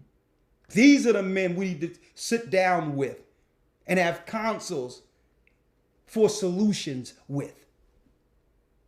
Okay? To chart the future for the children of Israel who need refuge and protection. It's brothers like that we need to sit down with. Because I know if the Most High guided him there, he gave him more revelation and understanding for what we need to do next. That's an Israelite. So first of all, understanding this now, that our people no longer will be participating in this bogus political system with an agenda to destroy us, whether it be a Democrat or Republican in place. What has changed for us? Has anything changed for us? We've been going to the church from hill to mountain, walking from one religion to the next, going from Christianity to Islam, Islam to Buddhist, to atheist, with no rest, like the Bible said we would. Where's our resting place? Well, it's time for us to rally together under who we were from the beginning. The people of the Bible. We must take on that name of Israelites, and the heavens will answer. The Most High named us that. He gave us that name as his sons, as his daughters. We must go to the Most High on our private time and speak with him and let him know, I acknowledge I'm a son of Abraham. I'm a son of Isaac and Jacob. and that Christ died for my sins. Father, will you accept me back and see the results? Ask him to receive us back as his children and watch the results. I know it works. Because with that comes a responsibility, because he will accept us back. Son, daughter, you have sinned against the heavens. You have sinned against me. Follow my law and I will lead you back. Follow the law I gave Moses and have my son walk in, and I will lead you back. You'll get everything I promise, because you have some people over in the Middle East fighting for what's yours. You have now come to the point of knowing that something belongs to you. I've led you to this point. But the people who've enslaved you are not going to give it. They're not going to be the ones to give it to you. You must take ownership. We as a people now must take ownership. Do you want it all? Because there's a lot. Believe it or not, that prophetically belongs to you. And guess what? Africa is just the tip of the iceberg. You think Africa belongs to you? Check out what God says belong to you. Hold that and get 2 Ezra 6 and 54. 2 Ezra chapter 6, verse number 54.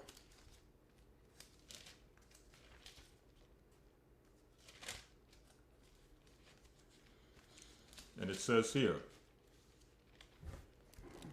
after these things, Adam also, whom thou madest Lord of all thy creatures, of him come we all. And you heard what the brother said. They found the original bones and knew, and they can say for sure that those original bones were of a black man in Eastern Africa. Well, the land of Canaan is Eastern Africa, which was named or turned to Israel. So the brother have scientific information that's been out there that the original man was black, but no one related that to Adam. But the Bible tells us the original man is Adam, a black man who was taken out of the dust of the ground eastward in Eden. That's East Africa, the land of Canaan. Come on. Of him come we all, and the people also whom thou hast chosen. And what? Of him come we all, and the people also whom thou hast chosen. And the people also whom thou hast chosen. Read. Verse 55. All this have I spoken before thee, O Lord, because thou madest the world for our sakes. Read that again. All this have I spoken before thee, O Lord, because thou madest the world for our sakes. The world was made for us, not just Africa. We were made to rule the world. But none of us are claiming that inheritance. There's only one people out there got enough sense to know what God said was promised. To rule everything. I don't see no European anywhere trying to claim Africa as their ethnicity. And it's on purpose. Why? Because there's no promise to rule the earth through the sons of Ham. There's no promises to rule the earth. So that's why in church they teach black people we're from the sons of Ham. So that you can only look forward to serving them. That's common sense. It says Ham's son Canaan will be a servant of servants. So if you are a Hamite or an African, the only thing you can look forward to is serving white people. Think for a second. You think they haven't read this book? They had our book, Once We Fell as a People. So they realize that in order for the Most High to react and fulfill that promise, that was once just given to us freely, that we must walk in it and own it first before God give it to us. They know this. See? So it says the world was made for us, not just Africa. We're supposed to be ruling everything, but we ain't staking claim to nothing. Why? We claim to be black and African when there's no prophetic responsibility for the nations to give us anything as Africans. That land wasn't named Africa by God. So you be like, I'm an African. Well, that's good because that means we gives you nothing and there's no inheritance by your God for you. I'm looking in the Bible because we're claiming to be Jews and we have it to give it to you. And I don't see anything where we're supposed to give you anything as an African. Sorry. Serve. The people aren't responding to you and the heavens aren't responding to you because why? God don't know such a people as Africans. That's a continent. He named us Israel. No, it doesn't matter where we are on earth. Our bloodline is Israel. A continent doesn't denote or signify a nation. It's a bloodline that we're not staking claim to. I'm not staking claim to being, I'm a black man. Okay, you get nothing according to what the nations have to give or what the world says belongs to, to a people. Because we don't know no people such as black people. So, okay, you get nothing. Now, when you begin to stake claim to your title, now you start to see all the responsibility, not only responsibility, all the benefits by God that comes with you taking on that title. See? Come on. All this have I spoken before thee, O Lord, because thou madest the world for our sakes. Because they did what? Because thou madest the world for our sakes. Because thou madest the world for who? For our sakes. The world was made for us. There have been a reversal of roles. All nations are to serve us, folks. They're to serve us. But we've gotten this twisted. Because we want to stake claim to being Gentiles with no ethnicity and we claim it doesn't matter, then the nations say, okay, it doesn't matter. Serve me. You are a slave. If you're not going to ask for it, I'm not going to give it to you. If you don't know who you are, okay. If you don't even care, stay destitute in a destitute scenario with no law. Stay heathen. Stay heathen. Eat what you want and die from it. Continue to commit adultery against yourself and kill off your prodigy in your future. Okay, since you say the law is done away with. Since you say it doesn't matter. Continue to sell drugs to each other and murder each other and just die off anyway then. Because with this name comes a responsibility to the law. And now that you have taken that on, the Most High will begin to respond from the heavens and restore you. How do we know this? Go to 2 Chronicles 7 and 14.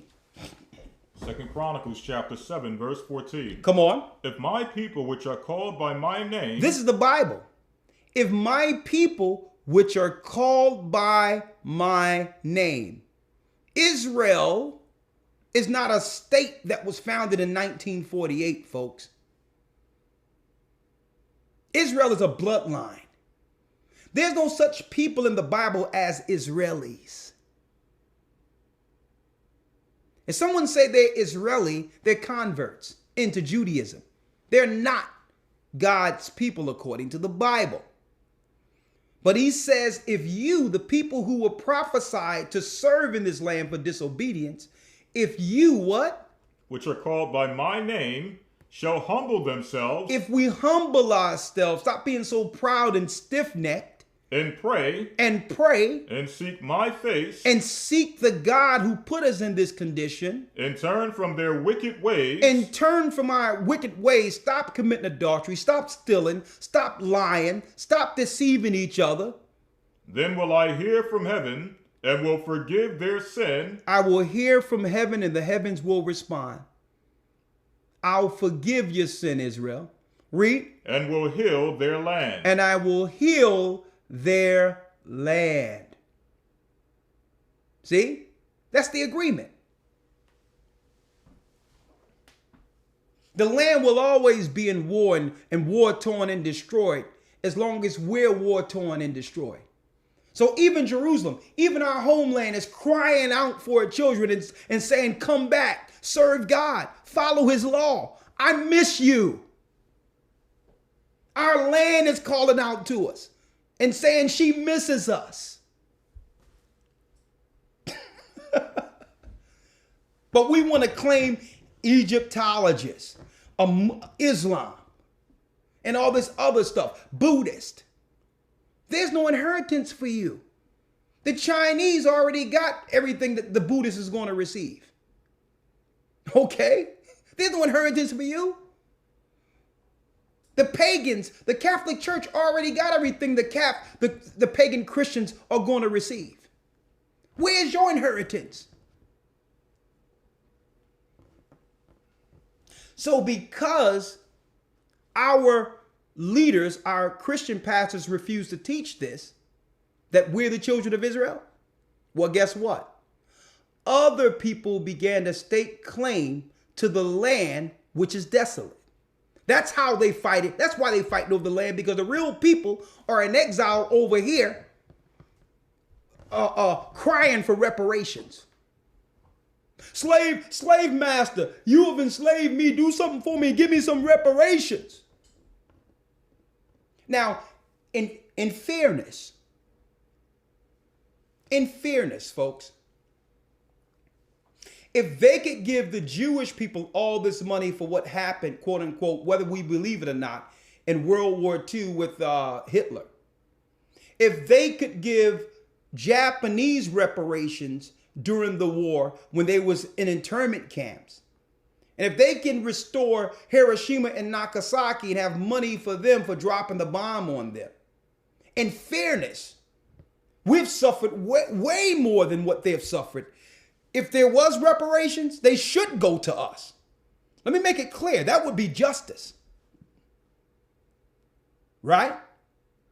But the people with the power to execute justice is behind our destruction. It's their legislation that keeps us broken and fragmented. Why? Through our destruction and destitute state, those nations stay empowered.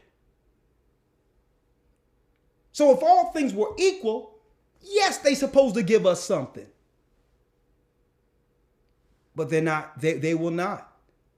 Because they know once we get anything equal to them, we'll realize that we're really greater and that we can do things better and will influence the whole earth politically and take power. So they can't give it to us. That's political suicide for them. So the Most High made it where there's only one option. Him, God. If you want anything, you have to come to the God who put us in this condition. That's the rules. That's the rules. Now, I need y'all to check it out because I said earlier that it was two stories that really coincide into one. One was sent to me by Brother Trent, which was, and I thank the brother for sending it to me, Dr. Theron Williams, which I'm going to have I'm going to invite on one of our shows, and what Elder God just sent to me almost 5 minutes apart from what the brother sent to me that led to this conversation or lesson today. Mm-hmm. The truth is here. What will you do with it? Reparations or restoration? What do we get out of this truth? Listen to this. I'm going to show you just a snippet of what people still get if they claim to be the children of Israel. Check this out.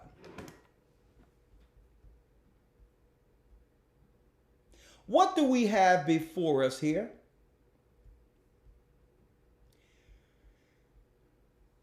The Center of Reparations.org. Pursuing rights of Holocaust survivors. There's a page you can go to and fill this out if you fit these criteria, if you fit this criteria. Are you a Holocaust survivor who was interned in a ghetto? Now, mind you, none of that is happening today. Are you a Holocaust survivor who was interned in a ghetto? Are you a child of a Holocaust survivor who was interned in a ghetto? You may be entitled to a large sum of money. Even if you're already receiving compensation from the claims conference or from the German authorities, including the German pension insurance, you may be eligible to receive additional payments. The pension is paid even to those who were interned for a short period of time in a ghetto. I didn't know you get paid for being in a ghetto. Did you? Including ghettos in Amsterdam, Bulgaria, New Kremowitz, all European, Hungary, Shanghai, Sofia, Thessalonica, Transnistria, and many more. You can just fill in the blank. The possibilities are for a one-time retroactive compensation as well as a monthly payment from the German Social Security. I don't care where they are in the world, they get German Social Security if they can say, yeah, I got a great uncle on my mother's side who might have been interned into the internment camp. Please send me a check. Who is entitled to compensation? Any individual who was interned in a ghetto, even for a short while, may be entitled to a monthly payment as well as one-time retroactive payment, in some instances dated back to the year 1997. A widower of a Holocaust survivor. Now, mind you, a Holocaust survivor means if you had anyone in your family in Germany at this time, you can stake claim to this. Or in any of these other areas at that time. That means you are a survivor, even though you were under no threat or duress by anyone. In 1997, you can still stake claim to this. Right? This claim can be filed even if you have already received a monthly reparation payment from the claims conference and directly from Germany, the German pension insurance, which is a slush fund for just their people to just get. If you are an heir of a ghetto survivor and the survivor of their spouse was alive on June 27, 2002, that means if you were related to somebody who was related to somebody who was in a war over in Europe, even if you didn't even know these people, you may be entitled to a one-time payment. Is this procedure complicated? We will help you to file the claims for all the money you justly deserve. We will take care of completing in the forms. We'll do the paperwork for you. Collecting documentation as well as legal representation before the German authorities. Do I have to visit your legal office in person? So they're making it so convenient. Oh no. You can be sitting on your bed picking lint out of your navel for this. Okay? Do I have to visit your legal office in person? Many of our children are advanced in age and find it difficult to travel. You do not have to leave your home in order to take advantage of our services. The last stage of the process is we require that the person entitled to payment will visit the bank or any other official authority to authenticate his or her identity. Just show your ID and we'll give you a check. The authentication can also be received by your physician. What documents do I need to submit? There is a need to fill out any form. There's no need to fill out any forms. We will process all the necessary paperwork for you. How much do you charge? This must cost an arm and a leg, right? We do not charge a fee for our services. After successfully filing the claim, the German Social Security will transfer the money directly into your bank account. After you have received the restitution payment, we will charge a fee of 15% of the retroactive sum. We will only get paid once we get you paid if you're Jewish. Okay? You will not be charged any fee if your claim was rejected. I am sure if my relatives or I are eligible. I am not sure if my relatives or I are eligible. How do I find out? Very simple. A short phone call to our office, or you can just leave your information on a form below and we will get back to you with the professional response. Folks, what are we reading here? What are we reading here is there's a large amount of finances from the government body that must go to these people. But it has to be under a claim of what? Holocaust survival, because that's a fund of billions, trillions of dollars where the people just pay them. The world bodies just pay them out of their economy for being the chosen people. I need y'all to see this. But they're doing it in a way in which most people can't recognize what's happening. The Holocaust happened already. It's over. If I was to go into something that happened to me in slavery, they'll say, get over it. That happened a long time ago.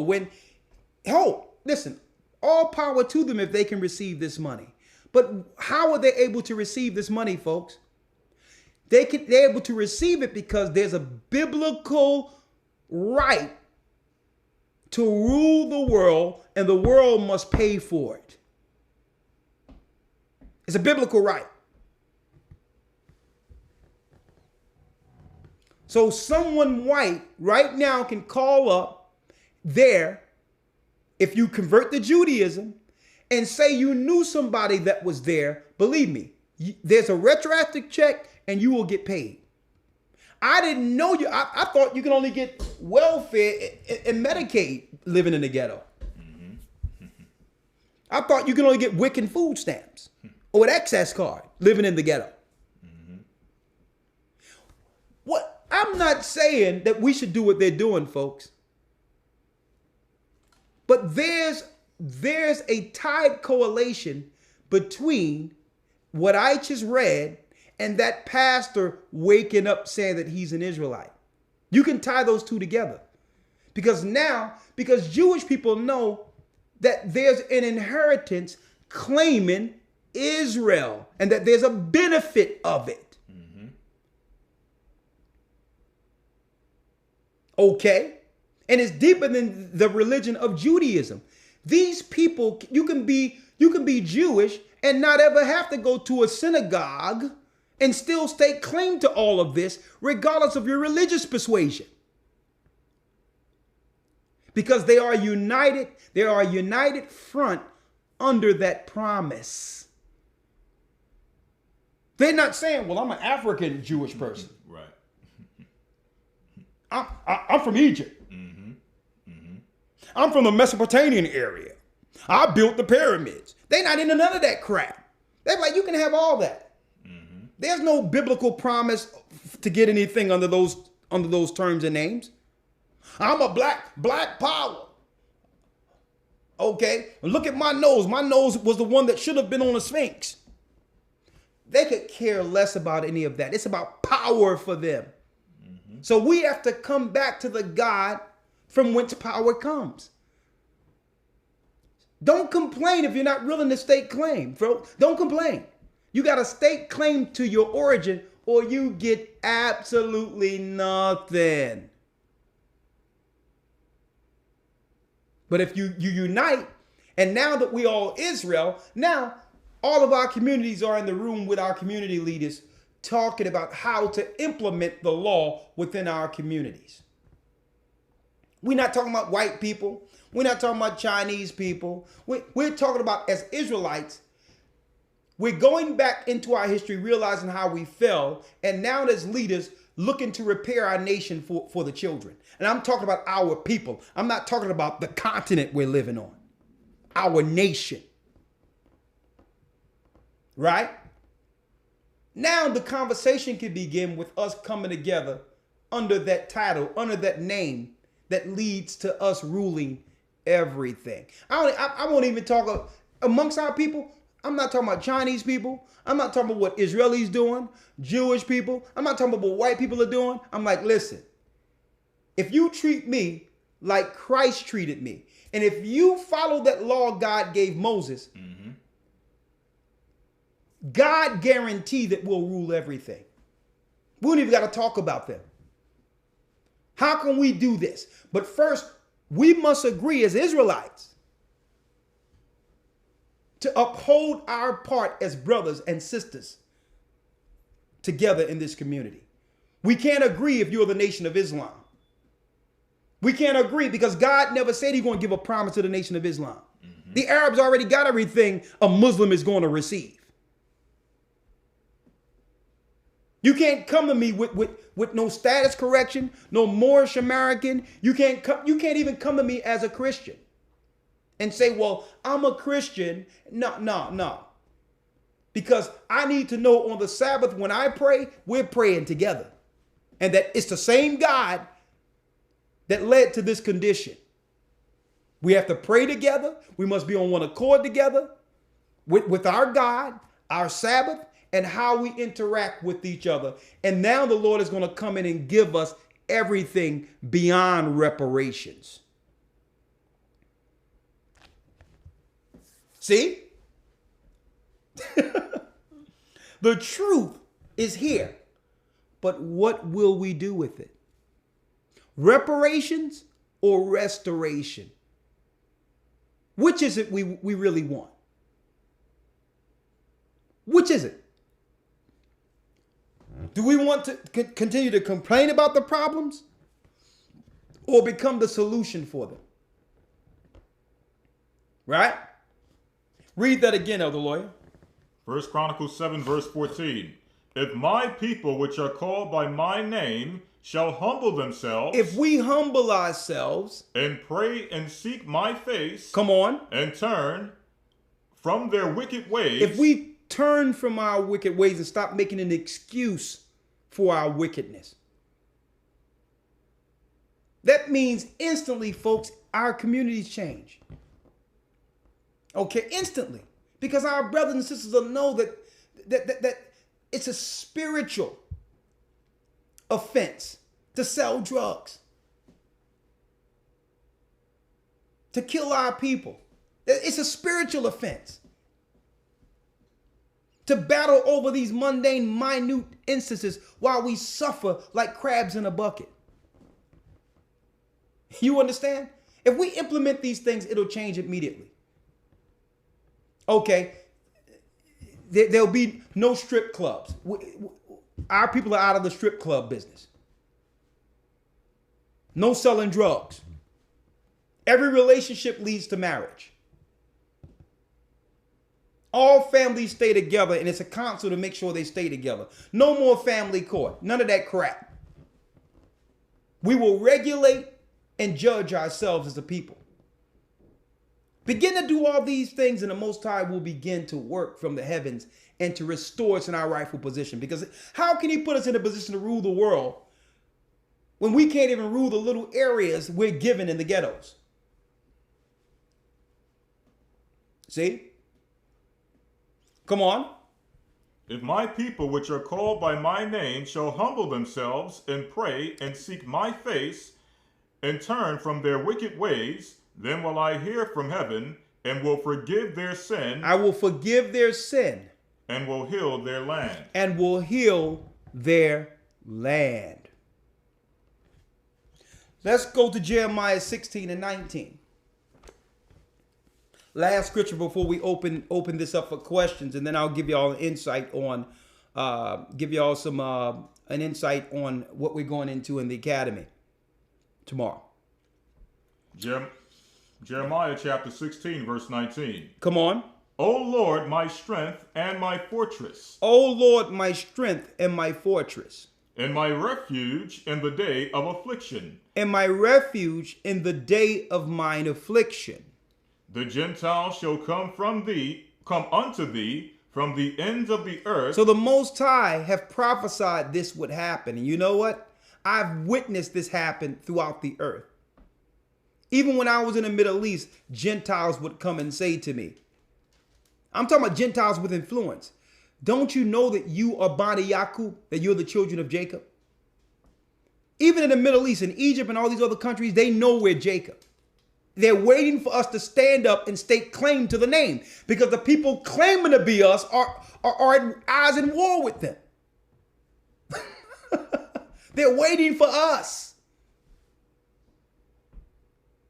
Come on. The Gentiles shall come unto thee from the ends of the earth, and shall say. Shall say what? Surely our fathers have inherited lies. Surely our fathers have inherited lies. And it's a shame when you lie to a whole race to make them to believe there's someone they're not. And in order for them to lie to us, they had to lie to their own people. You're not the people. Okay, you are the people.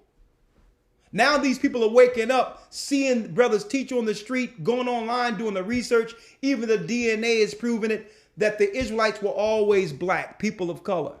That the first man was taken out of Eastern Africa, where they found the first ruins, or the first bones of a human. Black people. Well, the first human is Adam. See? So now the nations are coming and saying, you know what? Surely we have inherited lies. You're the people. Help us. Let me tell you, if we would have came together under the Most High and stopped killing each other, this thing would have already been judged and earth would be paradise right now. But the earth is a product of its leader. We're worn, torn, and destroyed and destitute. And look at this case of the earth because of it. You can't expect the evildoers to bring a euphoria or to bring paradise. The Bible says that because of our disobedience in Deuteronomy 32, that he would put a foolish nation over us. And this earth is being ran by foolish people. But yet we'll complain. They're doing this. They're doing that. They're doing this. And they're doing that. They're doing what they're supposed to do. They're not the chosen. What are we doing to take our position to change the earth? Is the question. Well, I know what I'm doing. I'm staking claim to my father's inheritance as an Israelite. That's what I'm doing. You can around thinking you black ham, that your nose look like the nose on a sphinx. You can think whatever you would like. The only people that have a promise to rule the world are Israel. And that's why Europeans have staked claim to our national origin.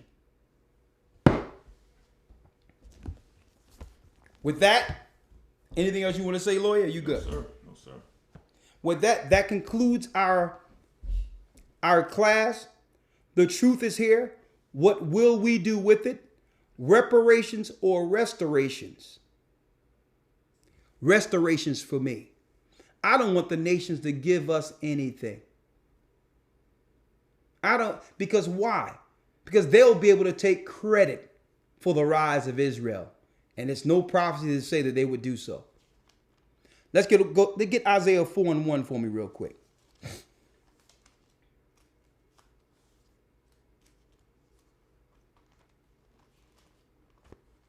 It's to the point where they're looking for people to get Europeans to give money to. There's this big fund that if you can claim you remotely related to someone's cousin that was over there, you can get something. But yet our people suffering, and there's no one out there saying, no, you don't even have to leave your home. Just fill out this form, and there's billions of dollars for you. The money's just sitting there for them, folks. But they won't give you a dime of it. I choose restoration. Last scripture. I keep on saying last scripture. This is the last one. Isaiah 4:1. Isaiah 4:1. And in that day shall 7 women. No, Isaiah 2:1 is what I want. Mm-hmm. Where it says the world shall study war no more. Mm-hmm. Isaiah 2:1. Isaiah 2 verse 1. Come on. The word that Isaiah, the son of Amos, saw concerning Judah and Jerusalem. And it shall come to pass in the last days that the mountain of the Lord's house shall be established in the top of the mountains, and shall be exalted above the hills, and all nations shall flow unto it. All nations will flow unto it. This will happen upon the coming of our Lord and Savior, Christ. A black man, mind you. And you know what? White people that follow Christ isn't going to mind a black man ruling, folks. Chinese people who follow Christ isn't going to mind a black man ruling. Because it doesn't matter. Right? Mm-hmm. It doesn't matter, right? Mm-hmm. You're not going to mind. Read. Verse 3. And many people shall go and say, Come ye, and let us go up to the mountain of the Lord, to the house of the God of Jacob. And he will teach us his ways. Come on. And we will Hold up. The nations will go what? Go unto the house of the God of Jacob. So all the nations, when Christ return, will go to what? The house of the God of Jacob. The house of the God of Jacob. That's our Father, folks. Okay. And guess what? It's offensive calling me one of the sons of Ham. That's offensive. I'm not an Egyptian. I'm not an Ethiopian. Okay. I'm not from the original Libyans. And I'm not a Canaanite. Those are the 4 families of Ham.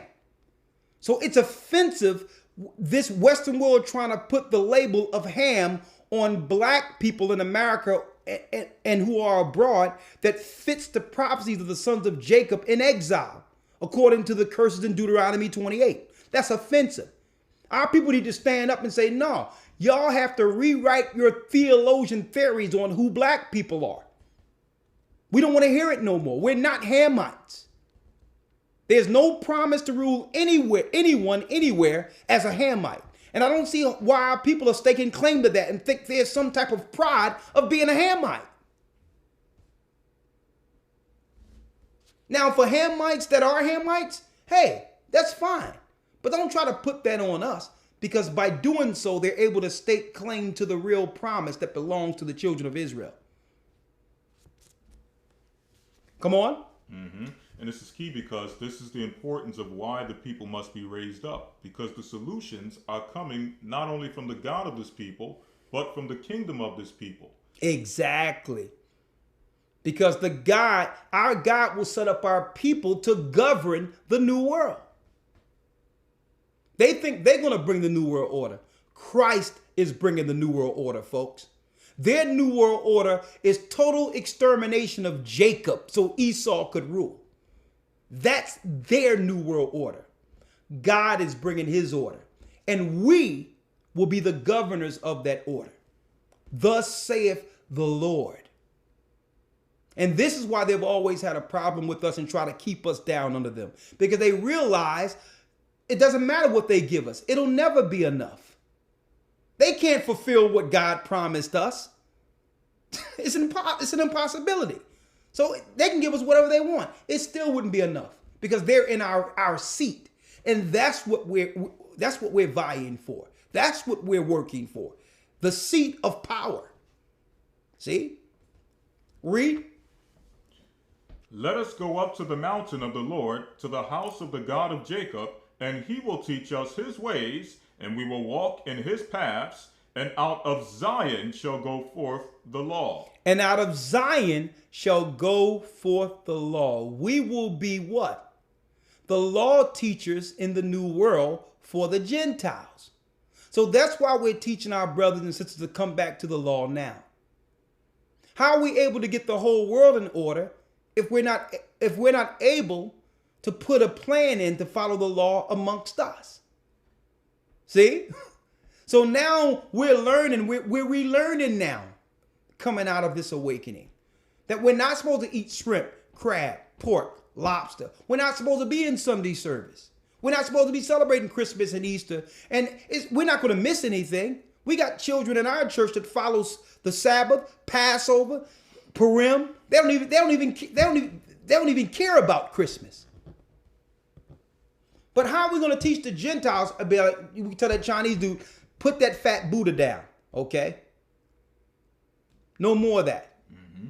Get it together. Christ, this black man, the one that sent us here to govern, he's the head man in charge, okay? Put Buddha down. We're not dealing with it no more, okay? And we're gonna tell all the nations, voodoo, witchcraft, all that. Your Lord is bound in hell. You have no power on this earth anymore. See? Read on. And the word of the Lord from Jerusalem. So the power will be from what? Jerusalem. And it tell you that we're going to make all nations beat their weapons in the plowshares. I mean, into pruning hooks. Okay? Their weapons will be used for gardening tools in the kingdom. And the earth will study war no more. Finish reading. Verse 4. And he shall judge among the nations, and shall rebuke many people. Come on. And shall beat their sword, and they shall beat their swords into plowshares. Come on. And their spears into pruning hooks. Come on. Nation shall not lift up sword against nation. No more wars once we as the children of Israel are in position under Christ. No more wars. Who don't want this? Every Christian who claiming to be Christian, listen to this. The Old Testament is letting you know how the foundation is established for the new kingdom. For Christ's kingdom. Don't you want to know how the transformation takes place? It's prophesied right here. So all of the things we're complaining about will only come through us following Christ and executing the law one amongst another. That's how we get to this point here that Elder Lawyer is reading, where the nations are taken down. It's not about focusing on what the other nations are doing. It's about using the law and taking on the title of Israel to get our people together. That's what it's talking about. And our God is going to take care of them. The same God that said that he would put us into captivity have given Isaiah this prophecy also of when we're no longer under captivity. But first it comes with staking claim to our inheritance by taking on the name of Israel. The heavens will respond. God is not a man that he should lie. His word don't come back void. He said he would set us up, but we must stake claim to us being an Israelites first. Read. Verse, it says here, nation shall not lift up sword against nation, neither shall they learn war anymore. O house of Jacob, come ye, and let us walk in the light of the Lord. And it says what? O house of Jacob, O house of Jacob, the 12 tribes of Israel. Come ye, and let us walk in the light of the Lord. Come and let us walk into the light of the Lord. Find Christ. Be baptized for the remission of sins and take your position, Israel. The Most High God, Ahia, is ready.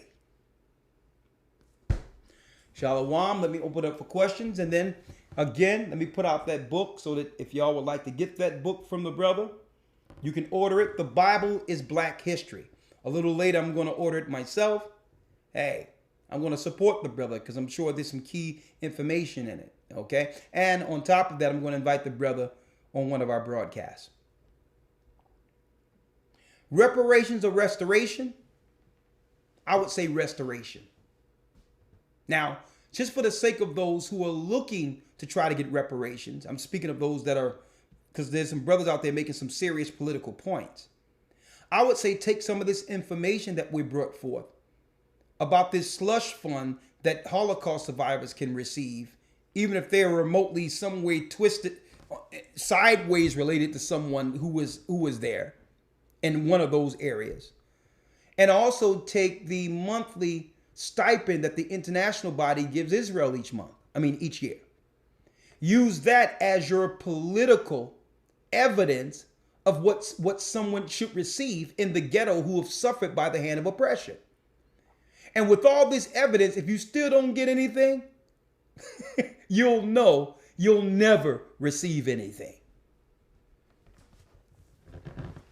I want to say that all praises be to the Most High. We have a great academy going on right now. Tomorrow's lesson. Elder Lawyer, give them some insight on what the lesson will entail tomorrow. Yes, sir. The topic of discussion is UFOs in the Bible. Are we alone?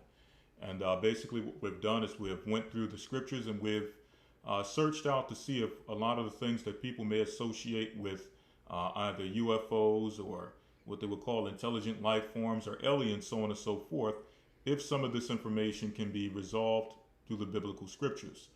So all of that and more will be discussed tomorrow in the lesson. And of course, we're going to go over a few things afterwards just to make sure we have everything together, and we'll bring it forward if the Most High permit tomorrow. UFOs in the Bible tomorrow. We are not alone. We're going to bring out the truth of UFOs. And it's deep, Elder Lawyer. Right now, there's a campaign online where they're putting some people together to storm Area 51. They know something is going on in Area 51. But I'm going to tell you, I'm even going to go into some of the information of Antarctica, how they were actually stationed in Antarctica since the beginning. Satan and the angels that fell and all that. So we're going to let you know that the UFOs have always existed. Abductions and all that is true. MK Ultra, all that came from the fallen ones, the fallen angels, to program people for hosts. Even with this mental health thing they're rolling out, schizophrenia, people bipolar, well, they've made you like that to be host of demons. These are all projects from the fallen angels. We're going to be going into that tomorrow. You don't want to miss the academy tomorrow. I'll tell you right now. The first time we're teaching this particular lesson too. So, UFO in the Bibles, we're not alone. We wrestle not with flesh and blood. You'll see that tomorrow. Also, this coming week on the broadcast, on the weekly Wednesday broadcast, we'll be going into health, the healthcare system or the death care system, to show you how they're really pushing or creating all these diseases by some of the foods we love. The diseases are in the food. And it's our eating habits that leads us to be what? Dependent on the medication that kills us off. So it's a circular effect. The medicines are not medicines at all. The medicine is just, it treats the symptoms while slowly putting us down like dogs. We're going to be going into that this Wednesday. All praise be to the Most High. And again, we have a lot of travel. So if you want to support the church, you can send tithes or offerings. Okay, if you send tithes and offerings in specific for the elders, you can send it to the P.O. Box. Okay, you can send it to the P.O. Box 946, 2000 Hamilton Street, Philadelphia, PA 19130. And this is where the money goes to me is separate from the monies in the churches. Okay, the church money goes to the church, and the money that comes to us, tithes and offerings, go specifically to us. So if you would like to do that, then you can send money directly to us at the P.O. Box 946, 2000 Hamilton Street, Philadelphia, PA 19130. You would title that check or money order Richard Shepherd. Okay, you could title it Richard Shepherd, and we'll put that in the tithes and offerings. Okay, if it's for the Gathering of Christ Church, then you would put Gathering of Christ Church, and we'll put that in their the church's account. Keep in mind, what I get and what I have is separate from the church. A lot of you see what's happening out there right now with with other groups and all that, where people are being brought up on charge and all that, because people are going into church's money, using it for their own personal funds. You can't do that. It's illegal. Church money is for the church. I don't want to put that out there. Okay? And everything must be done in decency and in order. Even when money was coming in to the priesthood for the 10%, all the money that came in wasn't for someone personally that was over the priesthood to take it all while the whole nation suffered or the area suffered. So that's the wrong scenario. And a lot of pastors, have done things and made churches a business for themselves. No, you must do things in order. What belongs to the church of God is the church of God. What's sent to me and what comes out of that to me is mine. Okay. So I'm just putting it out and being upfront so that you all know that if you send money for something in particular that you want us to use it for, that's what will be used for. Okay. I like to also say we're only week 5 in the academy, right? We have 2 more months. Mm-hmm. So if you want to become a part of the Hebrew and Bible Academy, right, you can send an email to gatheringas1@aol.com or historytimes.org. Okay. Or you can go to historytimes.org and enroll right there. And we'll make sure you receive the 1 month missed to catch up, because we're still early. We got 2 more months of the academy, and we're going into lessons like you've never seen before. And we're bringing lessons we've never taught before. So you don't want to miss it tomorrow. historytimes.org, gatheringofchrist.org, or send an email to gatheringas1@aol.com to be a part of the academy tomorrow. That's right. UFOs and the Bible, we are not alone. I'll answer about 2 questions and wish you all Godspeed.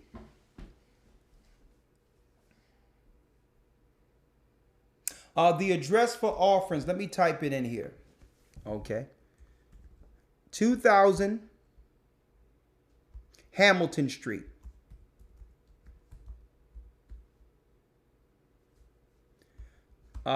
Philadelphia, PA 19130, and that's P.O. Box 946. It's right there. And you just title it Richard Shepard. Okay.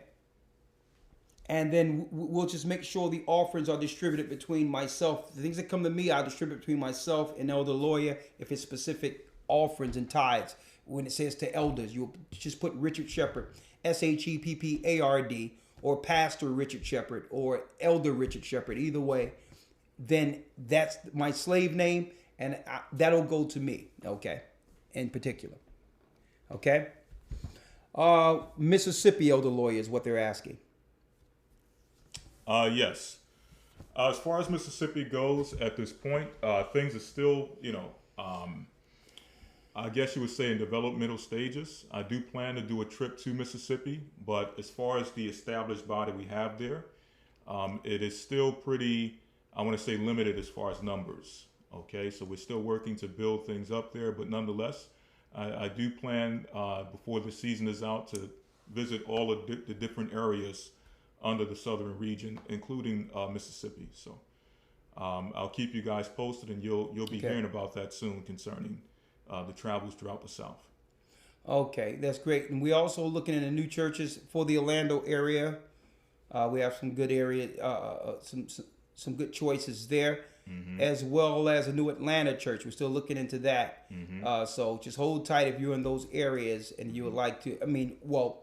Right now we're busting out of the walls in Atlanta. We just need a bigger place, and we're working on that now. Okay. Also Tennessee. And Tennessee, exactly. So it's okay. And more as the war press upon us, you'll be hearing us talk about preparation for what's going to happen, and alternative options internationally, and what we need to do to prepare to go from one place to the next in case of an emergency. You'll hear a lot of that in the Academy with the Academy News. We actually about to go into more of that. And you'll be hearing more of us talk about this impending war, because, hey, there's a lot going on in the Gulf of Hormuz right now. So you'll be hearing us talk about that and deal with preparation locally for that within our local churches to spread this ministry beyond the borders of America. Just like Trump says, if you want to leave America, leave. Okay? So he's given, you know, they said if you want the opportunity to leave, it's out there for us if we need to take those opportunities. So I'll be talking about that coming soon, okay? With that, I'm going to say shalom, stay in the spirit, stay prayed up, sin not, brothers and sisters. We'll soon see Zion. Shalom. Shalom.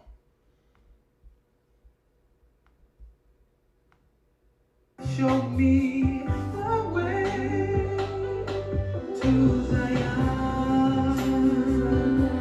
I'm on my knees, Shalom. laying my life on the line. I'm begging, please,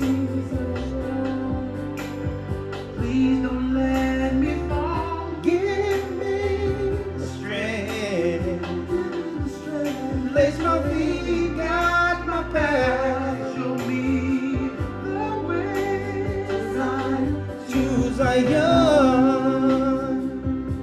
I feel the Spirit calling me, drawing me back home. Oh, it's something with my family.